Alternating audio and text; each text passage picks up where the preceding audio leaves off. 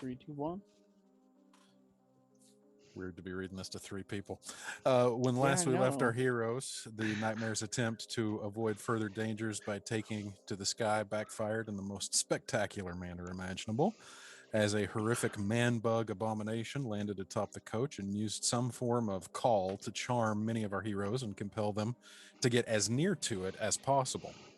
In doing so, Morlo, Natari, and Petra all had brushes with disaster, the elven priest being saved at the last possible moment by the quick thinking of Titus.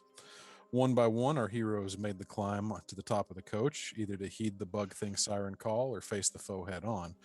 All our heroes, that is, save Titus, who is preoccupied having an existential crisis at altitude. An intense combat ensued, with the bug man exhaling a cloud of poison spores from its multiple face holes, a sentence that I hope I never have to say again.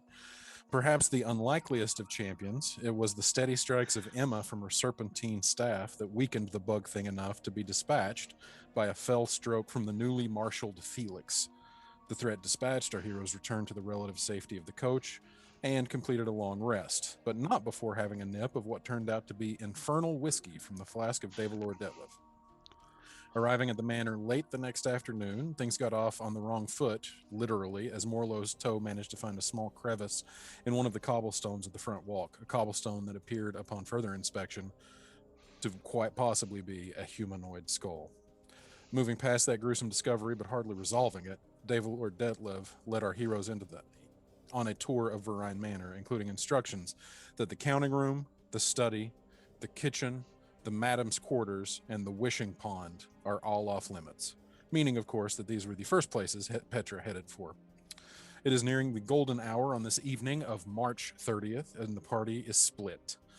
As luck would have it, we pick back up in the library, where Titus had just completed casting Detect Magic as Emma searches the titles on the shelves. So, Titus, you complete your casting of Detect Magic as Ned hops up on one of the shelves beside you and Tell just kind of swishing around. And immediately you are confronted with an all encompassing magical aura that encapsulates the entire library, but is particularly focused around the doorways. Okay. In addition to that, there are a couple of magical auras separate from the general atmospheric aura in the library, emanating from a couple of books. All right. So, by the auras that I see, is it like the house is enchanted or just this room? Um, so you are not sensing any. Let me see. Hide from others and snap to the center. Okay, so the aura that is in the library does not extend beyond the library. Okay.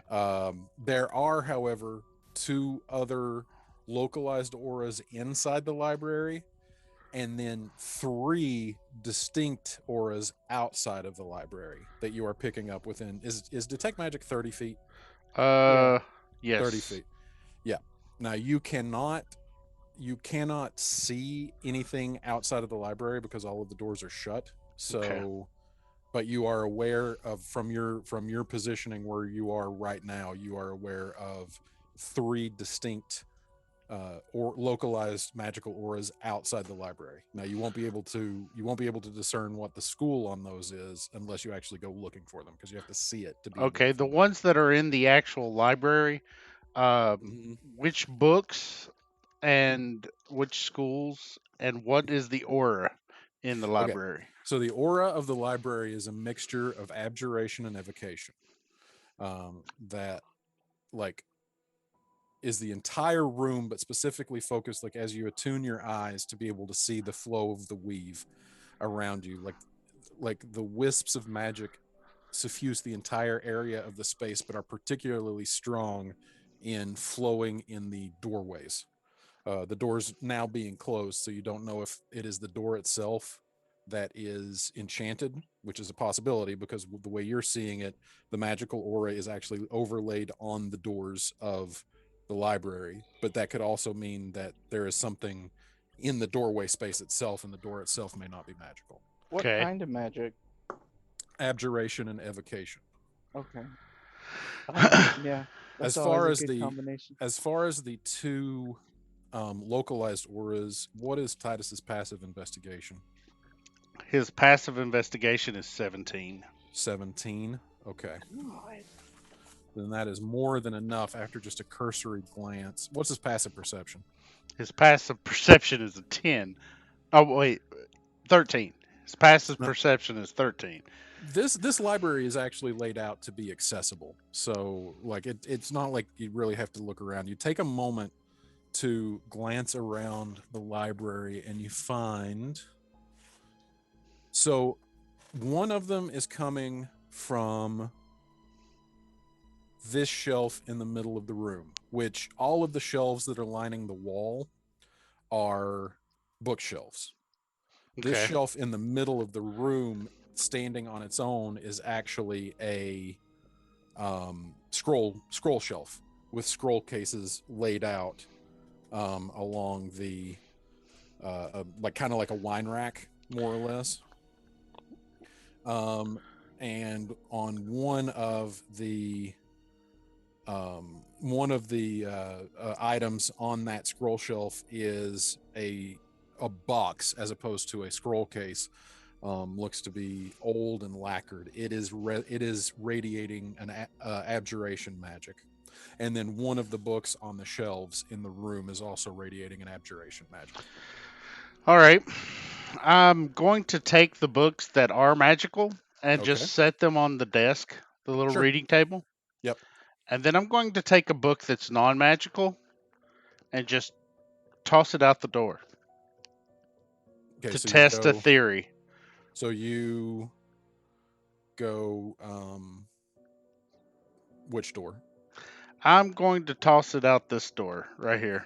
Okay, so into Just the kind of dining like room. my guess is so that the books don't leave this room. Okay, so you open the door, and with just a book in a randomly grabbed book in your Not hand, you letting my just hand go through the doorway. Not letting okay. my hand, just the book. So you toss it like throwing a frisbee, Yeah. and it kind of twirls lazily in the air, and then as it reaches the threshold of the dining room, Yeah. Okay. flat down, I pick it as up if and it I had hit a wall. I pick it up and I put it back on the shelf where I got it. Theory tested. Don't take shit out of the library. And then I'm going to sit down and just examine these books and everything that was magical. I'm going to set on the table and I'm just going to look over them. Okay, all right, and we'll get back to How you in a big is this second. pile of books that Titus has amassed? If he's only grabbing the things that are emitting a magical aura, it is one scroll case or sorry, one book and one box that looks to possibly hold a scroll of some sort because it was on the scroll shelf. And Oh, okay. So and then just two I'm things. as I'm sitting down, I'm going to be like, Emma, Ned, could you all see if you notice a book labeled latent as I'm looking over this stuff? Got it. Before we get to that, because you were doing that for a little while, Emma, you were In the library. in the library with Titus, and you are looking for, was it, you're looking for history books, and what else was it? I was looking for history books Oh, and books and that reference other anything that planes might or dimensions. reference other planes or dimensions. What is your passive investigation? Passive investigation. That'd be a 14. Huh, that's your passive is the DC, so that is great. So you start going around, just looking at the various shelves around the wall, just as your token was doing just a second ago. Mm-hmm. And as you are looking at that, and as you see Titus open the door, try to toss a book out of the library, and find that it will not pass beyond the threshold, and then take his books and pile them over on the desk, and then asks you to keep an eye out for a book entitled The Latent. You're going What a around, and question. yeah, Would a magical library be something that Emma would have encountered before? No, especially not in the Feywild. If you had grown up in the summer court, maybe, but you spent most of your time in the boonies hanging out with like fairy. So Yeah, I spent most of my time with Lemony. yeah, But I mean, Lemony was of the summer court. I know, but she wasn't like when I say grew up in the summer court, I mean actually in the Summer Queen's castle. Oh, yeah. Yeah, like you were very much in a shack in the woods with Lemony. Like she Okay. was a subject of the summer court, but like not actually like a part of it. You know what I mean? Yeah. The distinction I'm drawing there. You do come across multiple history books. Several of them just like histories of the founding of or histories of the founding of Trirexia, histories of Sultamachia and the founding of the racial kingdoms after the creation of the Paragons, various niche histories here and there, a history on the creation of the Shatterlands. But then you also start getting into, and it's hard for you to tell the difference sometimes because as a foreigner in this land, you've had enough time to start becoming acclimated to the history and the customs of this place. They're not entirely unlike where you grew up. Yeah. But so some of the books seem like maybe they are from a significantly distant land or maybe an entirely different realm whatsoever. You do find, let's see here. There's a book called Elminster's Ecologies that you stumble across. You Okay. find What? one book that is called the Codex of Mordenkainen. There's one called the Chronicles. Sorry, no, there are. Let's see here. The World Beneath Waterdeep. As far as regarding other planes of existence, you find one book called The Far Realm, Real Yet Unreal. There's a book called The Great Realm in the Stars. And then, as far as other history books, you find a book entitled Machinations of a Red Wizard, The Diary of Damian Moranus. And then, in addition to a general history, just of like the general history of Zekarist, you find one book called The Apocrypha of Surti, which turns out to be, after examining it for a little bit, a very old, possibly one of the first religious texts that were written about the gods after the creation of the Paragon and the Paragons and the other races. And then a book called The Chronicles of Shonkaid, which is a book on the founding of the Bardic colleges. Okay. What would Emma start with? Emma's gonna sit down with these books that seem the most notable and separate them into the three separate piles, like planes, other realms, and this world's history. Okay. And she's gonna start going through anything that looks like other realms, Okay. and look for anything similar to our home. Okay. For that, roll me an investigation check.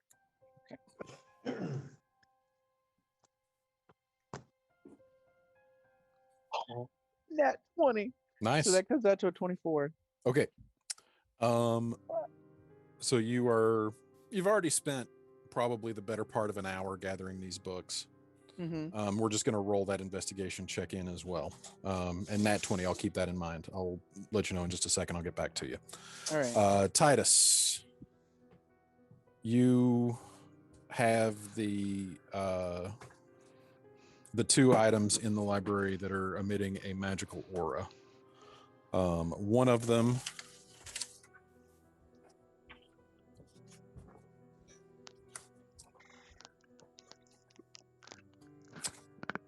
seven. I imagine she moves up to the reading table as well and pulls up a chair if there is one. Sure.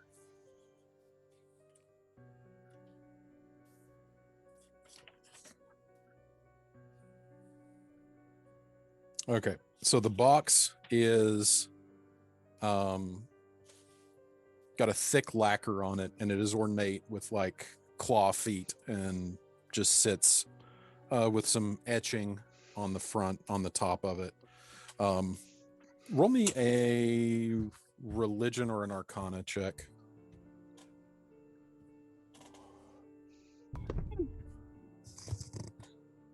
Yeah. Huh?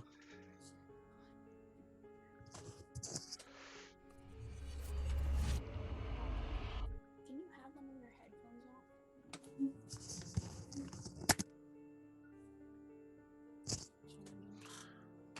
Is D&D Beyond not working? Nothing is popping over.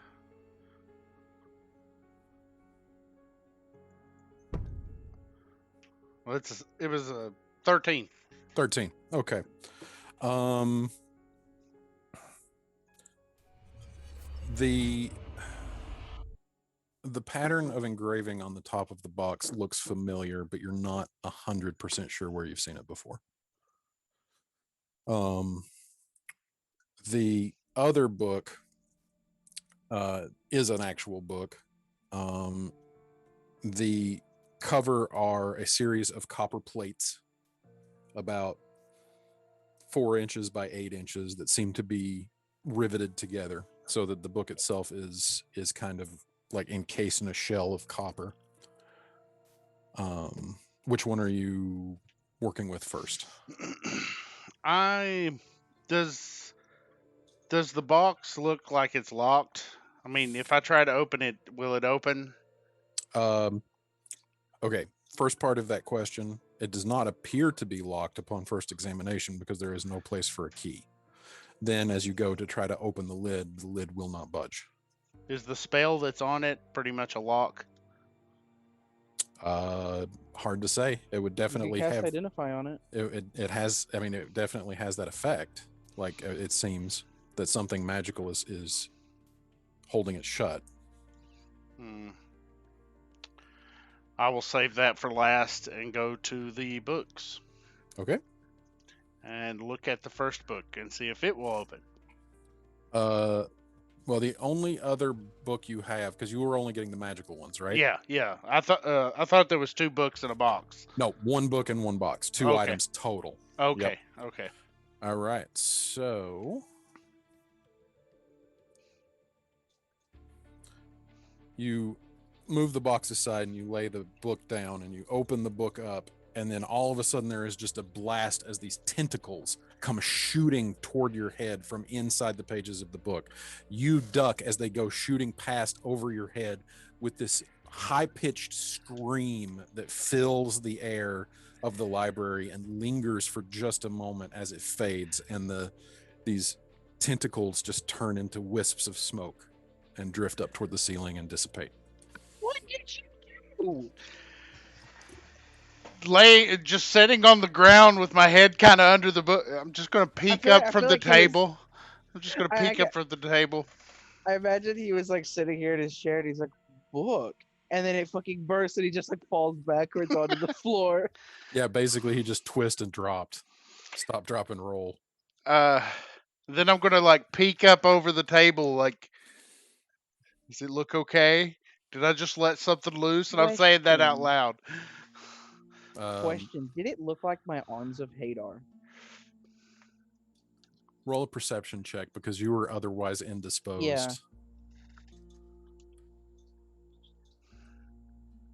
That's 12. Didn't really get a good look at it. As you were Okay. turning around, they were already starting to dissipate. That's fair.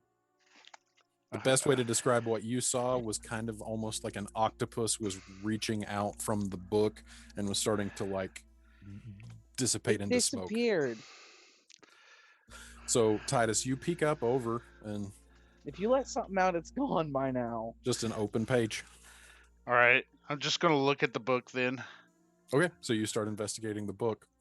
The book, when you look at the pages. It's printed on a very nice vellum, but the ink itself, rather than being a standard black ink, seems to like glow like embers of a dying fire.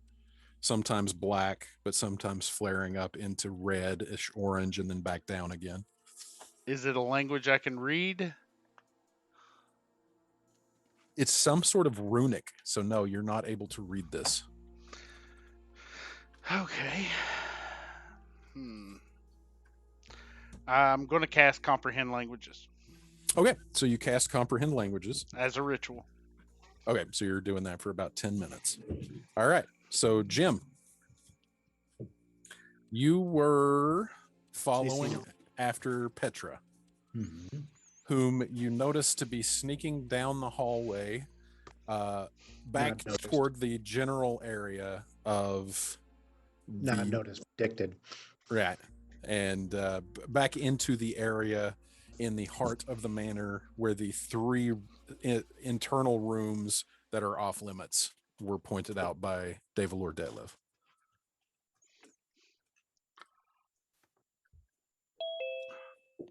Switching phones. Yep. I'm switching from phone to computer. It's finally done with its update. Sorry. That's all right. I was just like, wait a minute. My evil. Jim is a changeling. This is getting out of hand. There's two of them. Is one not enough? Oh my God, that's amazing. All right. So what do we? Until I'm fully on live, what do you want me to do? Like, what are you doing? Are you just trailing her? I'm just watching her because I know Petra, and when you say something's off limits, that's exactly where she's going to go. Yep. So you come around this corner right there, and you see her just starting to get down and like take a look at the lock on what the door of what would be pointed out as Madame Verine's quarters.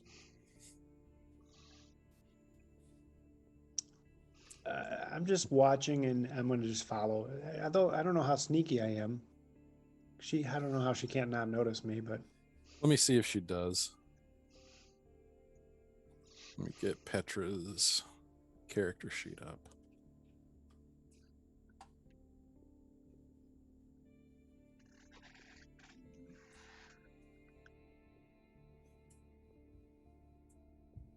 And her perception is good. My guess is she's going to see you.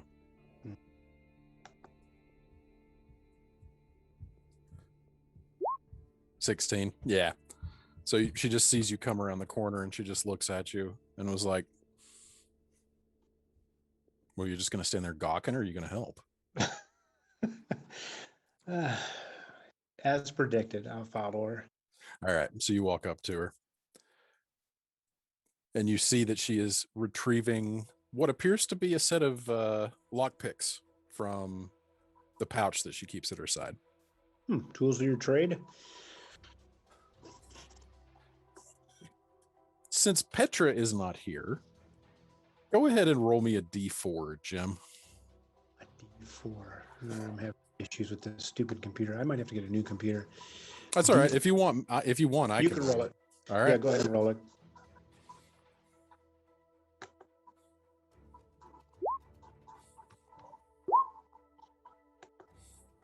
Okay. And then, so Petra starts working with her lockpick.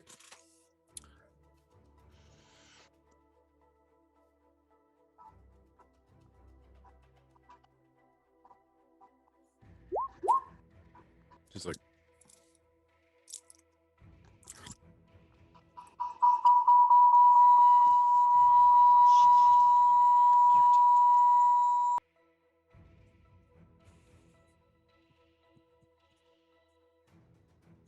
I'm gonna kick the gym on phone. Okay. Fuck, that hurt. strangely enough, that's kind of what the tentacle sounded like. Wow. All right. Put you in the waiting room. There we go. That works. All right, cool. So yeah, Petra is sitting there with her lockpick, and she's like, "This should be working." I'm more than willing to bet that there's an arcane lock there. I don't know. This is a really tough lock to crack. Can you do anything to help me out? I don't know. Oh no, that causes too much noise. Were you just gonna smash it? It's like 20 minutes inside the manor. Already breaking and entering. They've been here for 20 minutes and they're already remodeling. This sounds like cliche, but are you a cat burglar? I don't understand how you can't unpick a lock. Well, you're just gonna stand there making fun of me, or are you gonna help and actually do something useful? Like doesn't your blessed mommy have something that you can You do? sound just like her. It is very Petra.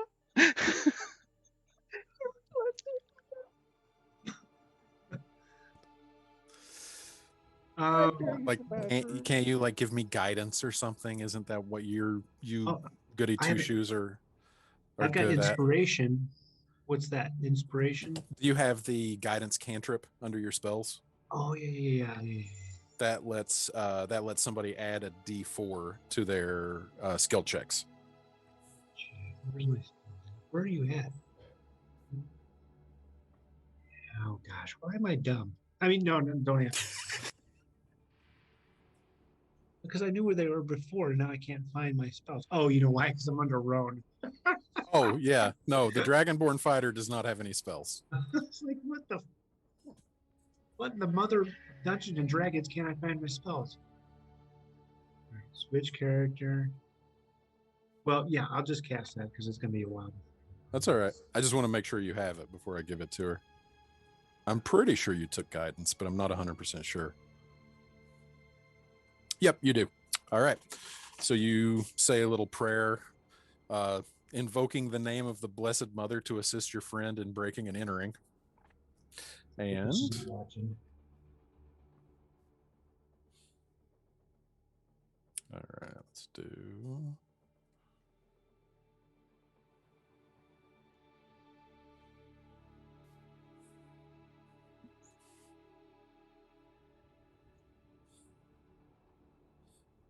And then a D4. Okay. So that's a 13 plus, which is lower than the modified 20 she got before. Let me just make sure. At 20. Her proficiency bonus is +3. So yeah, that's still not enough. A 23 is not enough to get past this. And then she rolled lower than that with the guidance. You just watch her shoulders slump, and she just like, "You're no help." At the same moment that she says that, with your passive perception, from behind you, you hear the sound of a doorknob turning and a door starting to open, which would be coming from this way, which means it would either be coming from the library or from the study, which is another one of the off-limit areas. Yeah. Well, we need to go this way before whoever comes out and sees us. We Okay. need to get out of line of sight. So are you communicating this to Petra? No, I'm grabbing her. Oh, okay. Go ahead and roll me. We got time. Go ahead and roll me an initiative. What? Roll initiative. That's not a good idea. I don't like when you say that. Oh, but it's initiative just to move her. Okay. Yep. Basically, I'm just seeing which of these actions resolves first, because a 7. That's pretty bold, ain't it? All right. Not beating her up. I'm just moving her out of the area. Well, no, it's okay. Like, it's, grabbing and dragging is no problem, especially when she's probably going to realize what you're doing. Let me see if she also actually hears it. What is her perception?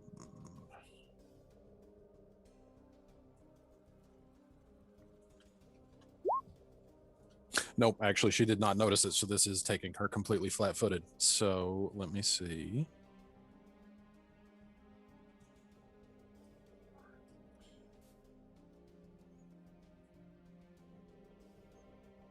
She what? She's what? $1.70, $1.25 maybe.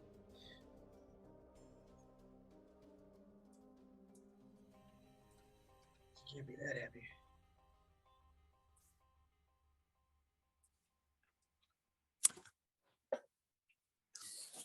So you pick up, like you just hoist Petra like under both shoulders and start dragging. And as you guys clear behind this corner, safely out of line of sight, you can hear around the corner but cannot see footsteps seeming to echo through the hallway. Way or towards? High or low? Well, Petra likes high, so we'll just say she goes high. Sorry, Petra, when you read this later.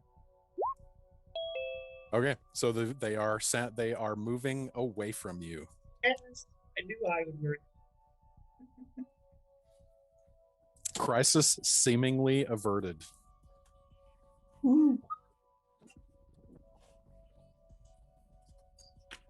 There's the only door to that, and you can't get in. Detect magic will just tell it to detect magic. I don't know. What's Petra's thinking? Say what now? What's Petra thinking?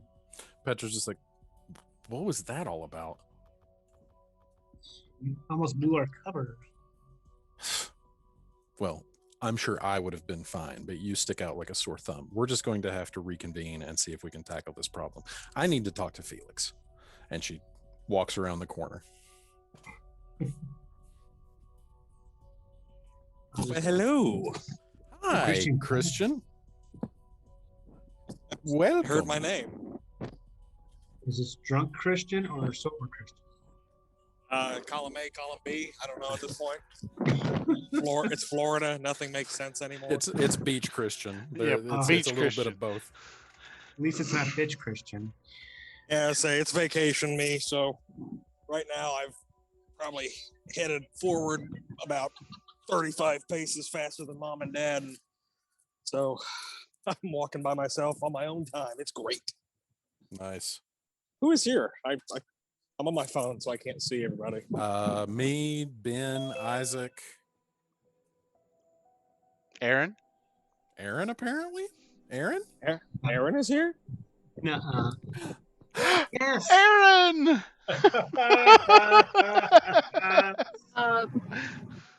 Hey. Hi. How's it going? We has everybody. Yay. Oh, Except for Scott. except for Scott and Logan. You're on the beach too, Christian. That is just a tease. That is a tease. Oh, it's great. Good Yeah, for that's you. good. Give you the one finger salute. It's all right. I'll take it. All right. I love. Well, I will bring you up to speed, Miss Aaron. Your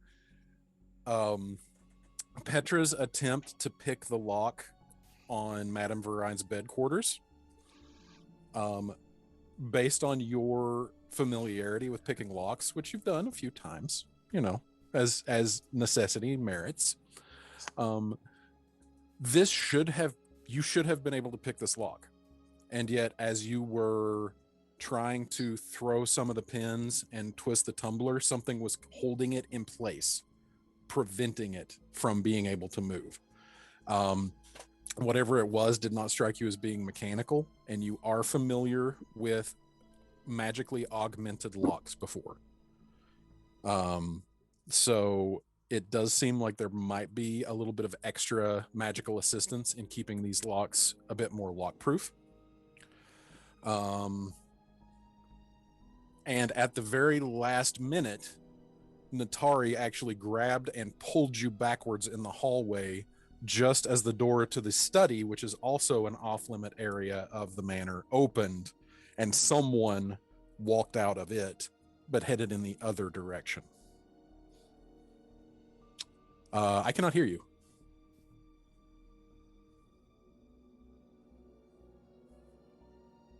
Can you hear me now? Perfect. Okay, so is the door still open? The They just left? are you gonna peek around the corner? Well, you said so they just left and they're walking down the hallway. And Yep. Natari, hold on, I'm still pulling up the map. Sorry. Oh, no worries, no Wait, worries. which one Take was your the time. study? The study Is it is this one. Okay. Oh, okay.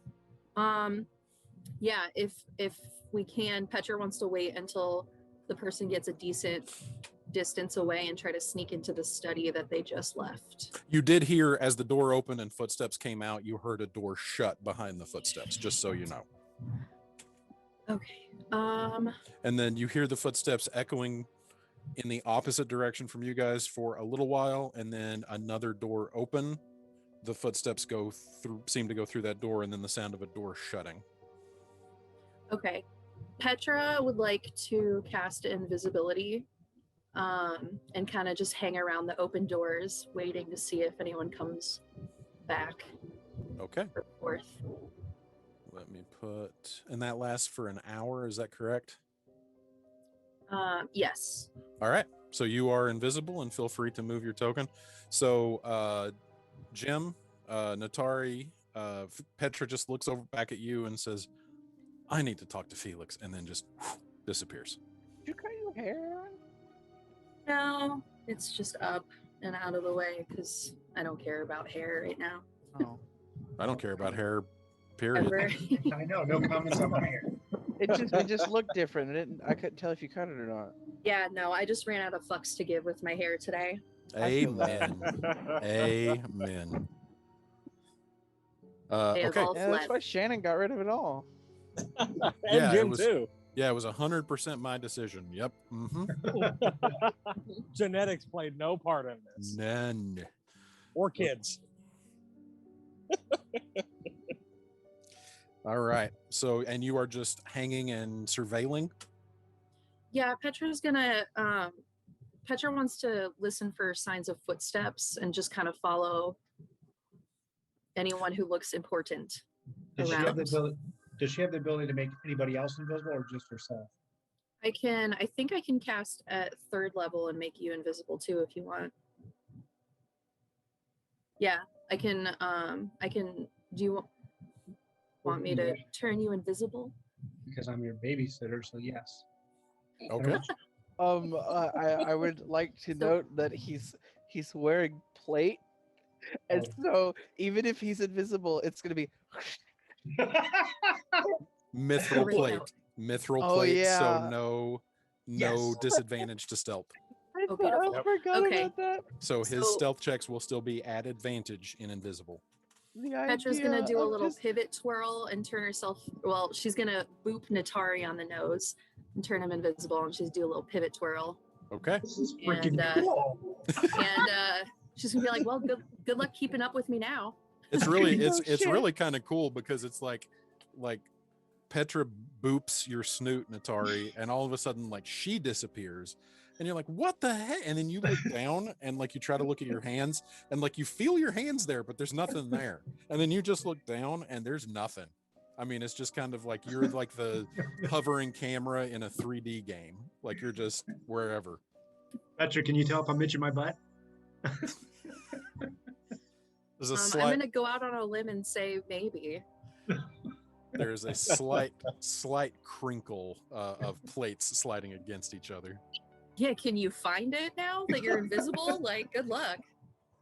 Oh, I know where my it's at. I don't need to God. see. Oh, okay. Okay. So Fair assessment. I don't think Tari can tell either. all right. Christian, just let me know when you jump on or if you are just wanting to go. Like, I'm just waiting to see you jump on roll 20. But if you're ready to roll, I can pick back up with you in the statue. I am just heading back to the hotel along the beach. So if it's dialogue, I can handle that. Well, so I will just say, just to get you up to speed, because at this point, probably the better part of 30-45 minutes, so the better part of an hour has passed. So once you examine most of that, you were probably examining the statuary garden. Is there anything else that you want to do, or are you just hanging out there for a while? I'd say Felix probably is sitting in the statuary garden a little bit unnerved by the statues, but writing in his journal nonetheless. Okay. What is Felix's passive perception? Do you know off the top of your head? Passive perception is 16. Passive perception is 16? I thought your passive investigate. Passive perception is 16 with Really? the shield. Mm-hmm. Oh, that's right. With the shield. It is. Sorry, my bad. Oh, sorry about that. Did not notice that. The sand took a give it. God bless it. Really making myself stand out as a Midwesterner in Florida right now. Oh my God. I thought you stepped on someone. No, I was. It's low tide or going to be low tide soon, and so the tide is going out, and I'm walking and didn't realize that. Oh, it's darker here. Whoop. Ah, got it. Are you okay? Oh yeah, I'm good. All right, cool. So you're sitting there. We'll put you, even though you can't see the map right now, just for my frame of reference, I'm going to put you on one of the benches.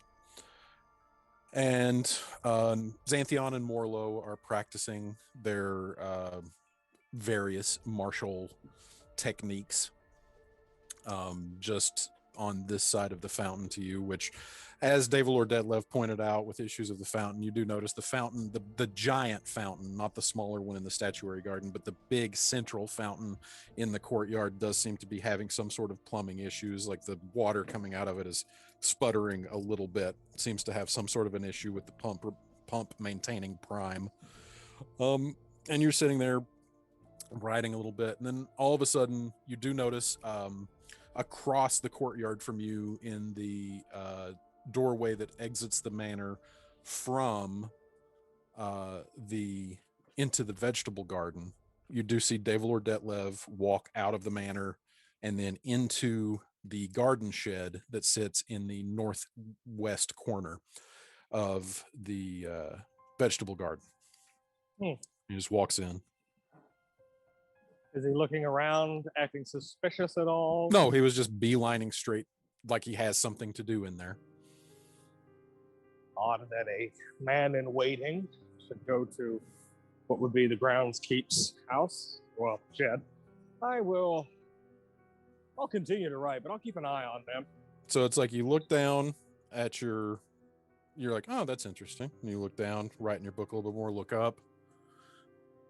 The ground directly in front of the gardener's shed is shifting and moving and burrowing up as if something is digging up through the ground, is like a slow rumble, which would almost make you think that it's an earthquake, but there is no vibration of the ground under your feet. But in this 10-foot by 10-foot area, it just kind of swirls, and you watch as a mound of earth rises and takes vaguely humanoid form. Nope. Don't like this. Nope. Davalor Detlev exits the garden shed, standing before this newly sculpted earth thing, and seems to talk to it for a second. I mean, if you want, you can roll perception for me. For what are you trying to do? Just possibly listen or read lips. This will be a very high DC because you have multiple obstacles between you. But yes, let me get your character sheet up and I will roll for you. All right. I was say, it's always worth a shot. DCs, Felix.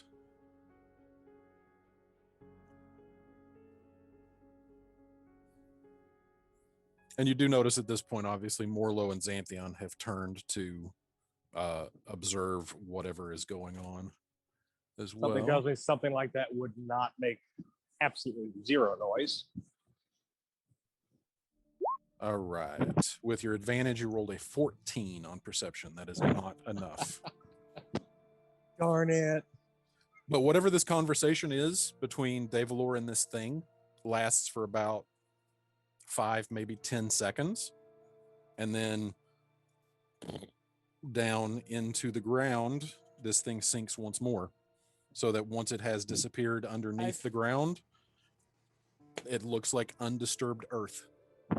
I feel like that's the groundskeeper that they keep talking about. She's hired a fucking earth elemental. Yeah, that's a fair point. Would Felix be able to tell anything about the visage of the body of Earth? Did it look like it was trying to take the form of a human? Did it look like it was just a regular old Earth elemental, or just look like a mound of dirt that looked like one of So Diglett? basically what happened is, as it emerged up out of the ground, like various bits of rock that were in the ground, you would assume, because this did not look like the conjuring of something out of thin air. It looked like the ground itself came up and took shape, and various bits of rock that you assume were probably in the ground that it formed from would come up, and like at the end of its appendages, the rock would stick out to form fingers, and the grass would like collect in areas where it would be like hair on the top of its head or hair on its chest or something like that, so that the result was something that was humanoid only in the vaguest sense of the word.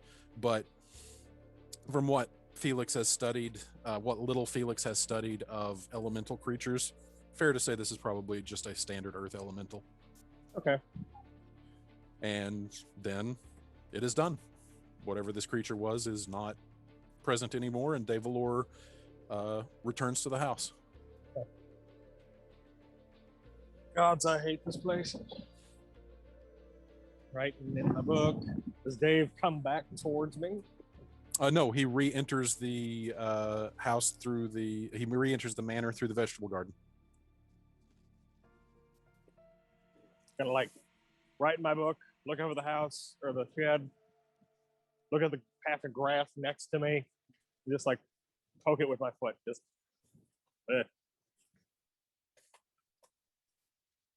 Okay. Can I? Back You're to making me kick grass. it's like that don't quite remember shoot Tantor from Tarzan. I don't know, this water looks questionable.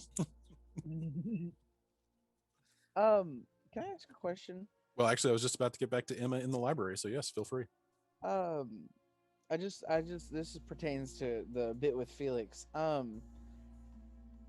What would Emma feel towards elementals? I imagine she'd be like a very. I don't. If she doesn't know a lot about them, she'd be very respectful towards them. I would say especially earth elementals. Having Yeah. lived in the Feywild, you have practically no experience with them. They're not at all common to the Feywild in general. So I would say chances are probably Emma's never even seen one. Well, she knows primordial. Right. Oh yeah. So we got to have a reason why you know primordial. But yeah, so but yeah, just in general, being I more imagine this is just my like 2 cents. Like when in her like when she was learning there and like all of respecting the earth, like one of the pinnacle of like the manifestation of the earth could be earth elementals. And that might be why she knows it. Yeah, it could be. Yeah, we'll go with that. Narratively, All that right. makes sense. But yeah, so back in the library, with your natural 20 on your investigation check, you do a thorough search of the library, but do not find any books pertaining to anything that seems familiar to you as being referenced to your home. There are multiple books about this history. There are multiple books seemingly about other worlds. Nothing that references anything with which you are directly familiar. No reference to calendar systems that seem to be reminiscent of what you remember reckoning the years. No languages that you inherently know as being native to your world. Just nothing. Which is to say, you are supremely confident that this library holds nothing of merit in that regard because you have tossed this library upside down looking for everything. And with that investigation there's check, you nothing know that if it was that here, you would have pertains found it. to yeah. So there's nothing that pertains to her home. Some books that mention the Feywild. Yeah. The one book that you found that is actually of particular interest to you, the book that you found that is entitled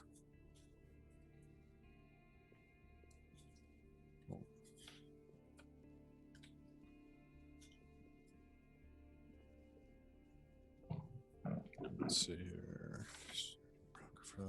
Real Minster's Ecologies, Diary of Daniel Marinus, World Beneath Waterdeep. That's not it. So,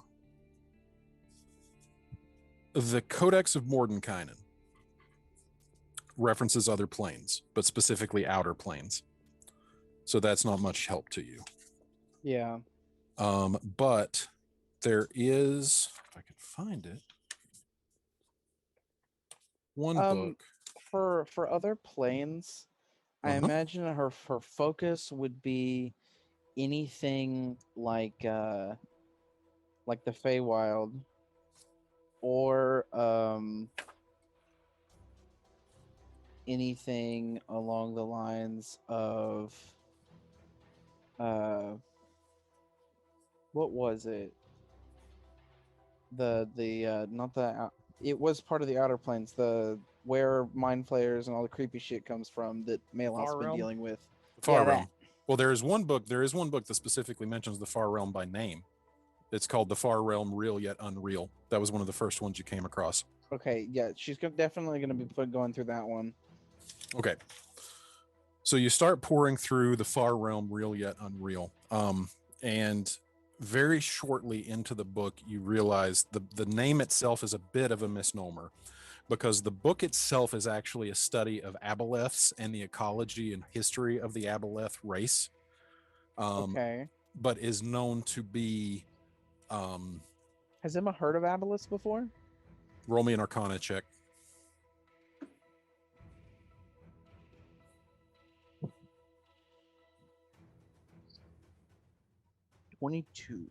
22. I would say with a 22, you have heard of them. You wouldn't know much about them because you were so distantly removed from them, but they are known to exist throughout the outer planes and sometimes on the material plane. You know they're an ancient race of snake-like entities, basically. And you know that they're very, very old. As you read through this, basically the author,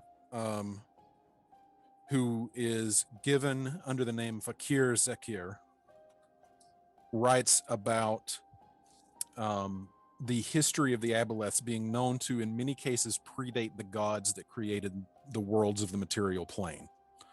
And that the aboleth society is supposed to be the oldest known society in the multiverse. Predating, by some accounts, predating even the creation of the Great Wheel itself, when the world was just essentially a primordial soup. And the author, as you are flipping through it, floats the idea that the Far Realm, which is the known origin of the aboleths, instead of being a plane outside of the Great Wheel, which is the way that it is typically referred to, instead floats the possibility that somehow the Far Realm exists simultaneously and concurrently with the planes. And the idea that he floats is that it exists in, quote, the spaces in between. And then at the end, as you're skimming, and I assume you're just kind of skimming this, right? For the good bits. I mean, like she's skimming it, and then she sees something interesting, she's gonna stop and look through it.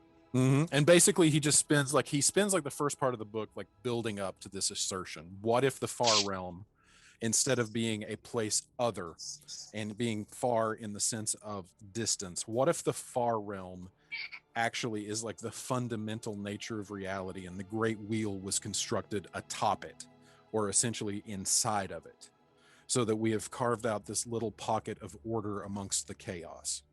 And he basically, the author at the end, he brings that thought together with this thought that's recorded toward the end of the book that says, could it be that the aboleths are older than the gods, that before the divine ones came to be, such horrors shaped the multiverse that we know? Now that is a chilling thought. And then he just delves on about how, like, the metaphysical horrific implications of, do we exist as simply a pocket of the far realm? But yeah, that's mostly what that is, and it's all Emma? dealing with the aboleths. Okay. I'm gonna text you Emma's what Emma's thinking about this. Do it through Facebook Messenger, please. All right. Okay. Titus, Yes. what else are you doing? I had just cast Identify on the book that tried to tentacle whip me. Okay. So you cast Identify on that, and it is basically the nature of the incantation on this is simply a protective abjuration that if anybody opens the book without knowing a command word, whatever that force that tried to assault you will lash out at anyone. Okay. Identify does not give you the command word, but you know that there was nothing released, quote unquote. It was Okay. just Does it- basically an alarm system. Does it tell me anything about the book itself? The book itself does not seem to be magical. Whatever is emanating magic on this is the protective, incantation. That Even though the writing's floating? Yep. Okay. It seems to be that maybe that is a byproduct of whatever this entire overall incantation is. So whatever is contained within the book itself is knowledge. It is not magical in itself. Whatever spell is providing this protection to it is also causing the effect of the runes to be glowing. And having cast comprehend languages,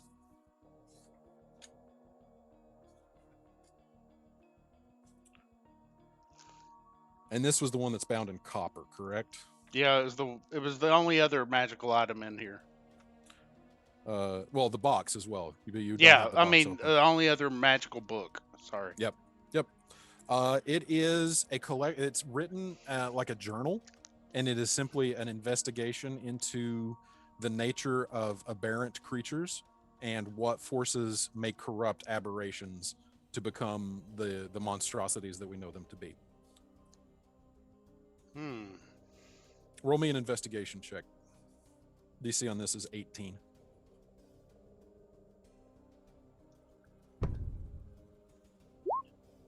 25. You find about 2/3 of the way through the book an outlined and exploded medical diagram of the thing that attacked you guys in the campsite, and that you saw a couple of from inside of the coach. The thing with the multiple arms that was like Yeah. a whirling dervish. Does Yep. it go into detail on anything about it and what would corrupt it? Generally speaking, this seems to be a lot of, yeah, we're talking this one up to the far realm. Yeah, this is probably the result of the far realm. There is a section on Slot-Eye, the toad-like creatures from Pandemonium, that were actually the result of a device that Primus set afloat in the chaos of Pandemonium. But other than that, most of it is just yeah, there's something going on in the far realm, and it just corrupted them. But it's an interesting case study in several different creatures that seem to meet the description of several things that you yourself have seen within the last couple of weeks. Does it say who the author was?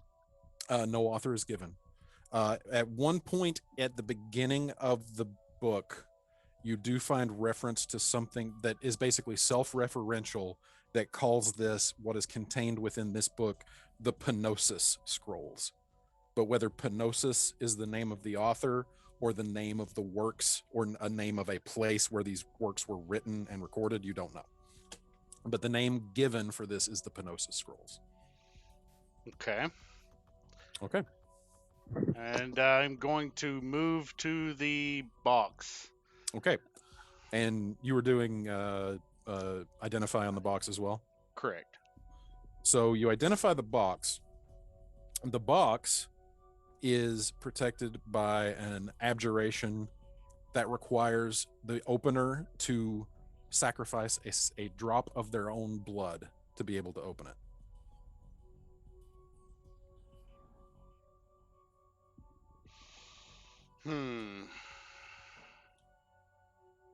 Sounds kosher.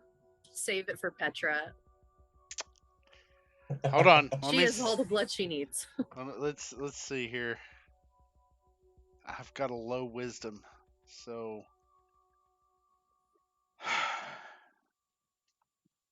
I take out a dagger, I prick my finger, and I put it on the box. Yeah.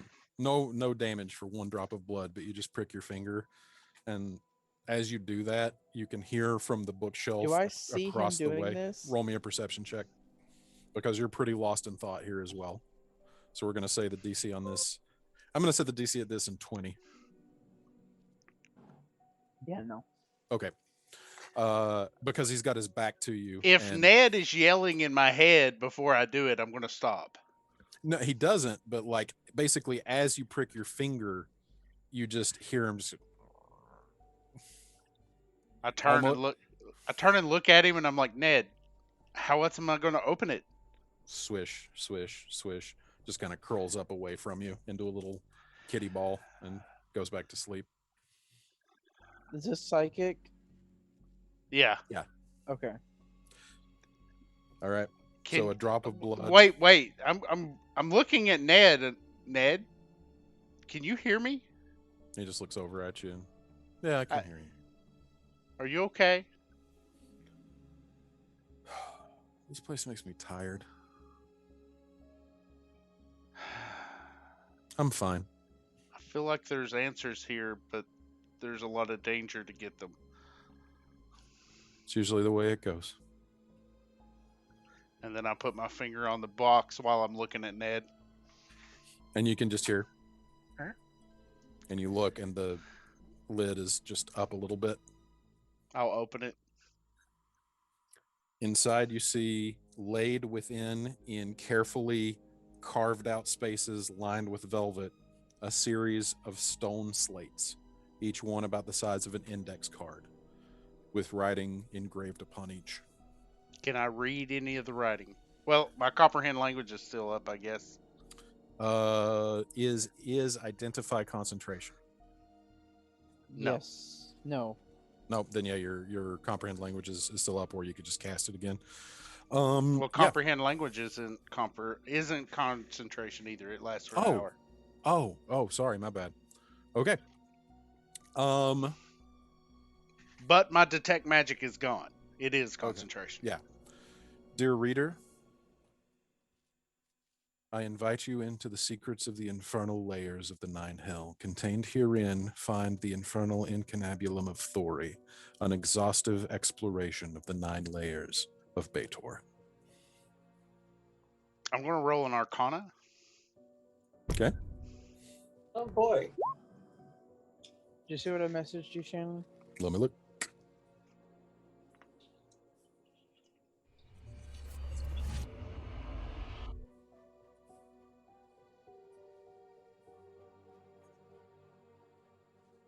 Gotcha. All right. I will keep that in mind. What was your 14? And this is just for what? To see if you've heard of What I know of the 9 Hells. Do I even really know anything of the 9 Hells? I mean, you know it is an outer plane. As far as like the deep, like involved history, it isn't really taught much. It was not covered in any depth in the Alban at the Alban. You know it exists. You know there's 9 layers to it. You know that they are locked in a perpetual war with the demons of the abyss. That's about the extent of what you know. And do I get a feeling of what happens if I read these? After reading that first tablet, I guess. Was that all that was on the first tablet? No, that was just the beginning. Okay. And then it just like went into, and then you would go to the next one and the next one. These are just recorded on stone tablets instead of on pages. When you cast Identify, there was nothing about the information itself that returned any sort of a magical influence. Yeah, but So as that far was as you on the can tell, box, right? do you want to try casting it again now that the box is open?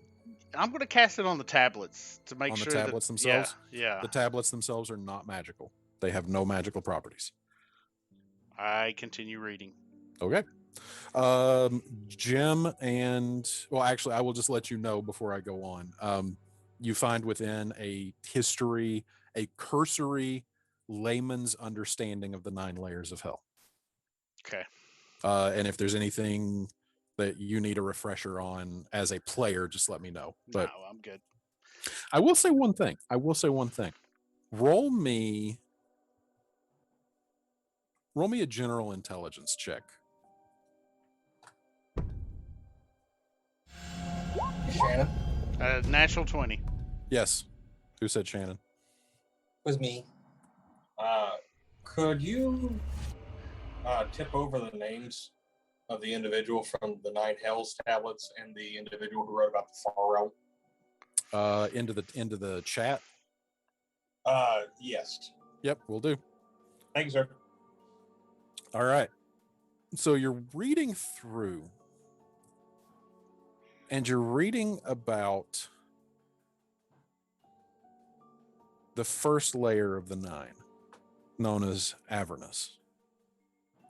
And you get to a point where it talks about the Blood War and how there is a rift between the first of the 9 hells and the abyss, and that lower devils, Lemirs and Nepuribo, are basically just shuffled into like a never-ending stream of them, like a tidal wave, into the rift to be cannon fodder for the front lines of the Blood War. And then you look up and you see that picture again. Okay. I am putting the web together in my head here, so All right. and And you just I'm going to read through these tablets and soak in as much information from Great. the book and the tablets. So I'll be here for a while, I'm sure. Yep. Okay. Petra and Natari, what are you guys doing? Just staking the place out? Snooping. Petra, wants to listen for any footsteps, especially if Devilor is around. Just kind of shadow him. So roll me a perception check. Both of us? Both of you can roll it, or well, yeah. No, I would say you cannot assist each other because you're invisible Yeah, we to can't each see other. each other. So you're actually I just mean, doing you your have best to advantage stay anyways, so help action doesn't do anything. right. Well, not on perception. Oh, I thought you were talking about being invisible on a stealth.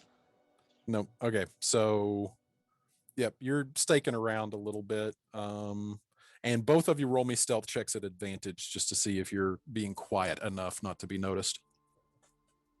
Still see. Hold the shift, right? All right. 22 and a 19. So actually, Wow. Natari being slightly quieter than Petra in a weird twist of fate.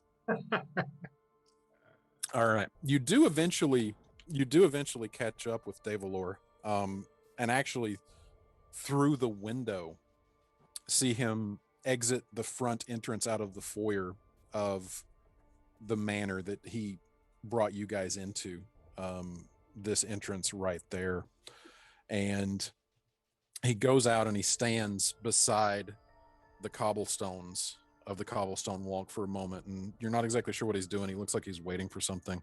And then all of a sudden you see the same bizarre shifting of the earth as something rises up and takes form. And Devalor just seems to be pointing something out along the walkway. And then you see this creature made of dust and rock and grass reach down, and its hand merges with the ground. And then where that broken cobblestone is, up comes an earthen hand holding what is unmistakably a humanoid skull. Devalor walks over, picks it up out of the thing's hand, and then this thing lumbers up, having retrieved its hand from the ground, and just starts rearranging the other cobblestones so that the path is whole once more. Noticing that this is no resistance at all, like sliding the pieces of a puzzle around, or checkers on a checkerboard, just rearranges it so that the cobblestones are full again. Like the cup game. Exactly. Okay. Petra is going to get as close as possible close enough in hearing range. Like So are you actually exiting like the building? Yeah. Because right now you're looking through a window. Oh, okay. No. Wait, where's Detlov again? Okay, Devalor is actually outside of the manor on the front walk, and you are actually seeing it through these windows right here. Okay. The conversation doesn't take very long. Basically, Devalor just waits long enough that he retrieves the skull, and then before the groundskeeper even starts rearranging the other cobbles, he turns around and walks back into the manor. Okay, she's gonna try to head him off at the pass or cut him off at the pass or whatever and try to figure out where he's going next. All right. So with 19 and a 22, well, actually, that's just an assumption on my part. Natari, are you following along with this, or are you doing something different since you're invisible and left to your own devices? I see him, and I just want to predict where he's going to go, and I'm saying to myself, don't be suspicious, don't be suspicious. Petra can offer her tail for him to hold on to while they invisibly run around the manor. Like the kid on like the monkey backpack leash when you go to the zoo. But it's her tail, yeah. I love it. So yeah, you guys follow through, and I'm not going to move your tokens because this isn't combat, so I can just show you where you're going. But you follow Devalor through the foyer into the dining room, through this hallway, and as you go through this hallway with the kitchen to your left, you do hear the sounds of preparation of a meal, and you smell the scents of food cooking, and you hear bustling inside of the kitchen. He exits again, and then Felix, sometime later, you notice Devalor re-exit through the vegetable garden, returning to this shed.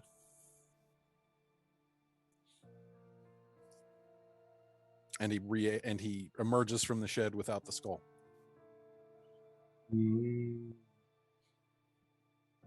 Is Petra able to follow close enough to sneak into the shed behind him? Roll me another stealth check. This would still be at advantage. Ooh. Yeah, you can sneak through behind him as he shuts the door behind him if you want. Hooray! Yeah, Petra's gonna do that, and she's gonna try to flick her tail away from Natari so it doesn't get caught in the door as it shuts. Yep. So you find yourself in this 10-foot by 10-foot shed. Seems actually quite a bit like a regular garden shed, like gardening utensils. There is a table that is set out like a work table that mostly has like gardening implements on it and arrays like that. But there is this one like bizarre thing in the middle of the table. It looks like a stone bowl, kind of like if you've ever had bibimbap from a Korean restaurant, just like a stone, almost like a chalice. And inside of that, there is what appears to be like maybe petrified dirt or maybe petrified wood, something of that nature, with a variety of crystalline growths coming out of it, which has no practical purpose in gardening. So you don't know what that is. But you do see that Devalor goes over to the west wall and puts a skull up on a shelf, along with several others. Skull collection, totally not a red flag. with each of Petra thinks these to herself. bearing some form of damage or fracture or distortion of some sort. Okay. Petra's just going to keep watching, and she's going to stay as still as possible until he leaves the shed. Okay. And he does walk out shortly thereafter, very shortly after placing the skull. Are there any windows in the shed? Can she see like No. Felix? There are no No. windows. Okay. She's going to wait like a good few minutes until she's sure that he's far enough away to where she can, crack open the door and try to let the buddies inside, see what they can make of it. Roll me a perception check, please. Actually, roll me 2. Natural 20. When he walks up to the door to go in from the outside as you're trailing him, he says something, but you don't catch what it is. Oh no, am I locked in? As he turns to leave with a natural 20, you catch it. He gets to the door, and before he reaches out, you hear him say, Ayel. And he reaches and opens the door and exits. Perfect. Okay. So you said before he opened the door, he said it. Mm-hmm. Okay. Alrighty. So Petra's gonna, wait a few minutes until she knows he's a good distance away. She'll just, pass the time by snooping around and taking a look-see, and then, she's gonna say the word she heard, Ayel. Is that right? Ayel. She's gonna go ahead and say that and try to open the door too. Opens right up. Yay! Okay, she's gonna leave the door open. She's gonna hold it open. 11:43. And where is the shed in relation to everything else on the map? Sorry. Furthest upper left corner. Okay. Petra's going to place. I have a question. Really quick. So for invisibility, if she takes an item off of herself that's invisible and puts it in between the door, does it appear? Or does it stay invisible if it's not on her person anymore? As soon as it is off of your person, it would become visible. Balls. Okay. She's just gonna take one of her magic stones or whatever and try to keep the door just barely propped open enough to where we can just reopen it once she finds somebody. I will say roll me a sleight of hand check to see if you can do this so that it is not obviously ajar. Yeah, I want it to be a door, not a jar. Nat 20 on sleight of hand. Dad jokes in D&D. Y'all, that's the first 30 that anybody has rolled in this campaign on the What? player's side. Yep. On the player's side. Yeah. Yeah, you've seen Wow. you've seen a couple of NPCs break 30, but that's the first 30 that we have seen from a player. 30 and flirty and thriving, This is an babies. achievement. Thank you. But not in battle. Ding. I don't even have no. +10 to Petra's anything. useless in battle. Yeah, supremely confident this looks like it's shut normally. Okay. Yeah, So- expertise does some cool shit. Mm-hmm. So Petra, as soon as she has that done, she's going to find Felix, and she's gonna call out to Natari. Hey, Father, Rabbi. Yeah, you here? We good? Let's go. Hey, do you think that code would work on other doors? That's a good question. We could try it, but I don't know if I want to be the one to do it. Well, you're the dumb one. All It's right. true. I will say at this point, because it was not immediate that you found Dave Valor, you did sneak around a little bit before you came across him. I'd say you probably have about 10 minutes left on your invisibility spell. We better Okay. take advantage of this. Yep. So she's gonna sprint. Can she see Felix across the field or anybody in the near area? So you where she can is? see from your vantage point, you can easily see Xanthion and Morlo. It's quite a ways to Felix. Roll a perception check to see if you notice him.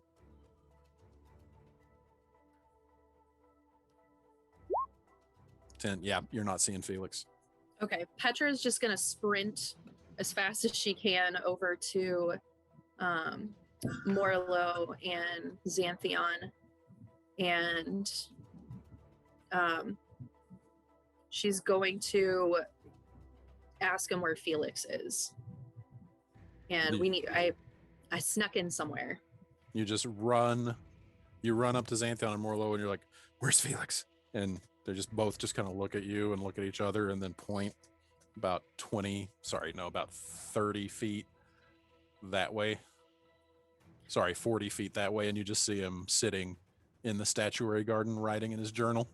And Petra still doesn't, she forgot she's invisible amidst all the running. So as she sprints by, the disembodied voice comes out of nowhere for both of them. Yeah, and you just hear, as they go on, Xanthion, you just hear Xanthion say to Morlo, "This place is weird."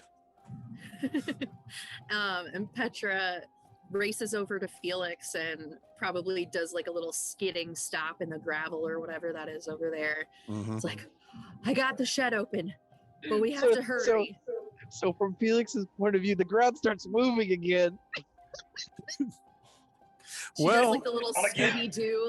Even as she moves fast, Petra has a really good passive stealth. So yeah, what is Petra's passive stealth? Like, what do you have in stealth? Plus what? Plus, oh God, where is it? 10. So yeah, her passive stealth is 20. So God. Yeah, so actually the way that this goes down is for just a moment as you're sitting there writing, Felix, like Petra's voice comes into your head, and the first thing you think of is, when the hell did Petra learn sending? And then you're like, wait a minute, no, this is not what it sounds like with a sending spell. And then you're like, oh God, she's here. And he hears Petra just go, okay, the shed's open. Let's go snoop. I need your brain. Close book. Stand up. Like a come with me if you want to live moment. Start like feeling around, like just like she's Just about like, this oh God, tall. here, we're going to the shed. You know where the shed is, right? You don't need my help. I don't know where you are. Oh, well, you don't need to know where I am. Let's go. Okay, well, I don't want to run into you. She's just sprints away. Shuffle, shuffle, shuffle. And Felix goes over to the shed. Okay. I imagine it's like passing suburbanites on the way to work as I pass Morlo and Xanthion. I'm just like, hi. It's like the Ferris Bueller at the end running through the backyards and stuff. As you walk past, Xanthion's just like, invisible stuff talks to you here. It sounds like Petra. The cobblestones are skulls. You guys walk across the courtyard, and you're just about to the entrance to the vegetable garden when you hear a voice calling from behind you. Felix. And you turn and you see Davalor Detlev walking toward you. Oh, striding across the courtyard. And he's just kind of like has the look of a man who has too many things on his plate at any given moment. Just very like, okay, I'm checking this off of my list, and now I've got like 16 other things to do. But he just walks up to you and is like, I spoke to the madam. Your contract. Oh, thank you. Thank you very much. I will put that in my satchel and read that. Oh, those days when I get everyone around the table. Indeed. Then I picture Felix just looking down and being like, those are some wonderful carrots you got there. Davalor just Davalor looks at you and says, dinner will be served for the entertainment in an hour. You will take your meal in the servants' dining room, and points through this window into this room. All right. Makes good sense, I guess. Let me Is the madam actually on the premise? Oh, yes, she's here. Oh, yeah. Here I was thinking she was off gallivanting about the countryside. No, she mostly remains at home and lets people come to her. I'm not exactly sure what her affairs entail this evening, but she plans on welcoming you properly in the morning. She wanted to give you an evening to unwind. Oh, well, that's kind. Now tell me, Davalor, you don't know what's wrong with that fountain? A plumbing issue, I assume. How long has it been like that? About a week. So, common? It's temperamental. It works when it wants to. Well, considering that I just saw you talking to what I consume as an earth element, have you ever given the idea that the water element might be the root of your issue? Now that's a thought. Especially if it draws from a natural spring, man-made piping. I'll float the idea to the madam. That's not a half bad idea. Also, I assume that the groundskeeper is actually part of the ground. That's correct. All right. Little on the nose there, but I can appreciate the joke when I see one. Anyway, you seem busy. I apologize. I've dawdled enough. If I have any questions, I will contact you post-haste. Yes, thank you. Goodbye. And he turns and walks into the house quickly. Like basically just like end the conversation so I can get to the next thing, please. Thank you. Yes, I'm not going to be rude and walk away while you're talking, but okay, you're done. All right, by then. Pulls out journal. Suck it, Dave. We will say at this point, you've probably got about 5 minutes left on your invisibility. Yeah, all the time Okay. that Felix was talking to Dave, she was like, all right, let's go, wrap it up. We got shit to do. So Petra's gonna go ahead and open the door for everybody and let them in and kind of keep lookout in between, like peek out every once in a while to make sure no one's there until she becomes Shannon, revisible. I will keep my eyes out for any sort of sigils or markings, arcane markings that might act as an alarm system or a defense mechanism. Roll me a perception check. Did it roll at advantage? Yeah, it did. Wow. And they were both 10s. Wow. 8. Also, I'm tipping those over now because I had forgotten to give them to you before. All good.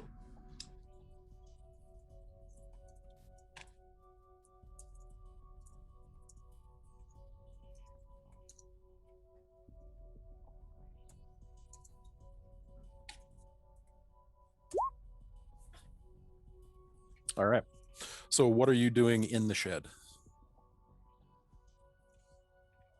Well, is that me or Petra or both? I think you're both in there, right? Yes, we're both. Okay. So you are back in the shed with the shelves full of broken skulls along the west wall, mostly farming and gardening implements, and then that strange, like, dirt crystalline formation in a stone bowl. So they have a pretty neat collection of skulls up here. I saw Dave take one out of a broken one, I think, out of the path and put it up here. What the hell is up with that? Well, if I were to give my initial gut reaction, I would say Dave knows a lot more than he leads on because he acted like he didn't know anything about it when he pointed it out. But if he did as you said, I would assume that he was playing coy just to save face. Yeah. Well, okay, so what the hell is this thing? Well, You're supposed to know everything, right? oh, no, not everything. Oh, okay. Well, If I ever give that impression, I'm terribly sorry for mine. Let's see. When I take a look at it. Roll me an Arcana check. Okay. Too bad Xanadu's not here. He could just stick his head in it and find out what it is. 17. That's fair. Hard to say. It is. I mean, just by how much it sticks out, there's obviously something of interest about it. But as far as like what its specific nature is, hard to tell just at first glance. I look at it. Is it fastened to? Is it on a table? I assume? Yeah, it is resting on the table. Is it fastened to the table? Do you try to pick it up? I'm just looking at it first, like looking under the table, see if there's anything like drilled through it. It itself is resting on the tabletop, which is made of wood, and the bowl that it is contained in is made of stone. So the only way it would really be affixed is with like a fixative. The only way to know for sure is to try to move it. I look at Petra. Petra pushes it off the table. I do. I look at Petra. Like a cat. I love it. Yeah. I was like, is this what your people do? You push it, moves about 3 inches. All right, Petra. Just be ready in case something happens. Okay. I'll be ready to laugh at you if something happens. So you pick it up. I lift it. I need you. No, I'm just kidding. Yeah, you're just holding it. Okay. Can I give it a more thorough inspection? Roll investigation. Yeah. 14. Obviously your innate sense is that this is something of magical origin, of arcane purpose. You don't know what it is. I think we should just maybe hold on to it until we figure out what it is. That's what I'm thinking. How big is this item again? Is it like Probably 2 about, or the bowl is probably about between 10 and 12 inches in diameter, and probably about 6 to 7 inches deep. And then the stone with the crystalline formation in the center of it probably rises another 4 inches above that. I look around. Is there any sort of cloth? Yeah. I take the cloth and I wrap it around the item, starting with the stone, the crystal at the top. Then I hand it to Petra. Here. Oh, you shouldn't have. That's so sweet of you. I love presents. We should take a skull or two as well. I want to figure out who these people are and what the hell they did to Madame Verine to have her turn them into a path. Well, because Felix is because he's divine soul, would he know the limitations of Speak with Dead? What level is Speak with Dead? I believe is it second level? Anybody can verify that right off the top? Level spell. I believe. Third. I'm pretty sure it's third. Third. Yeah, because your passive arcana is higher than 13, correct? Yes. Passive So, arcana yeah. is 15. Yeah, you know the effects of Speak with Dead. So,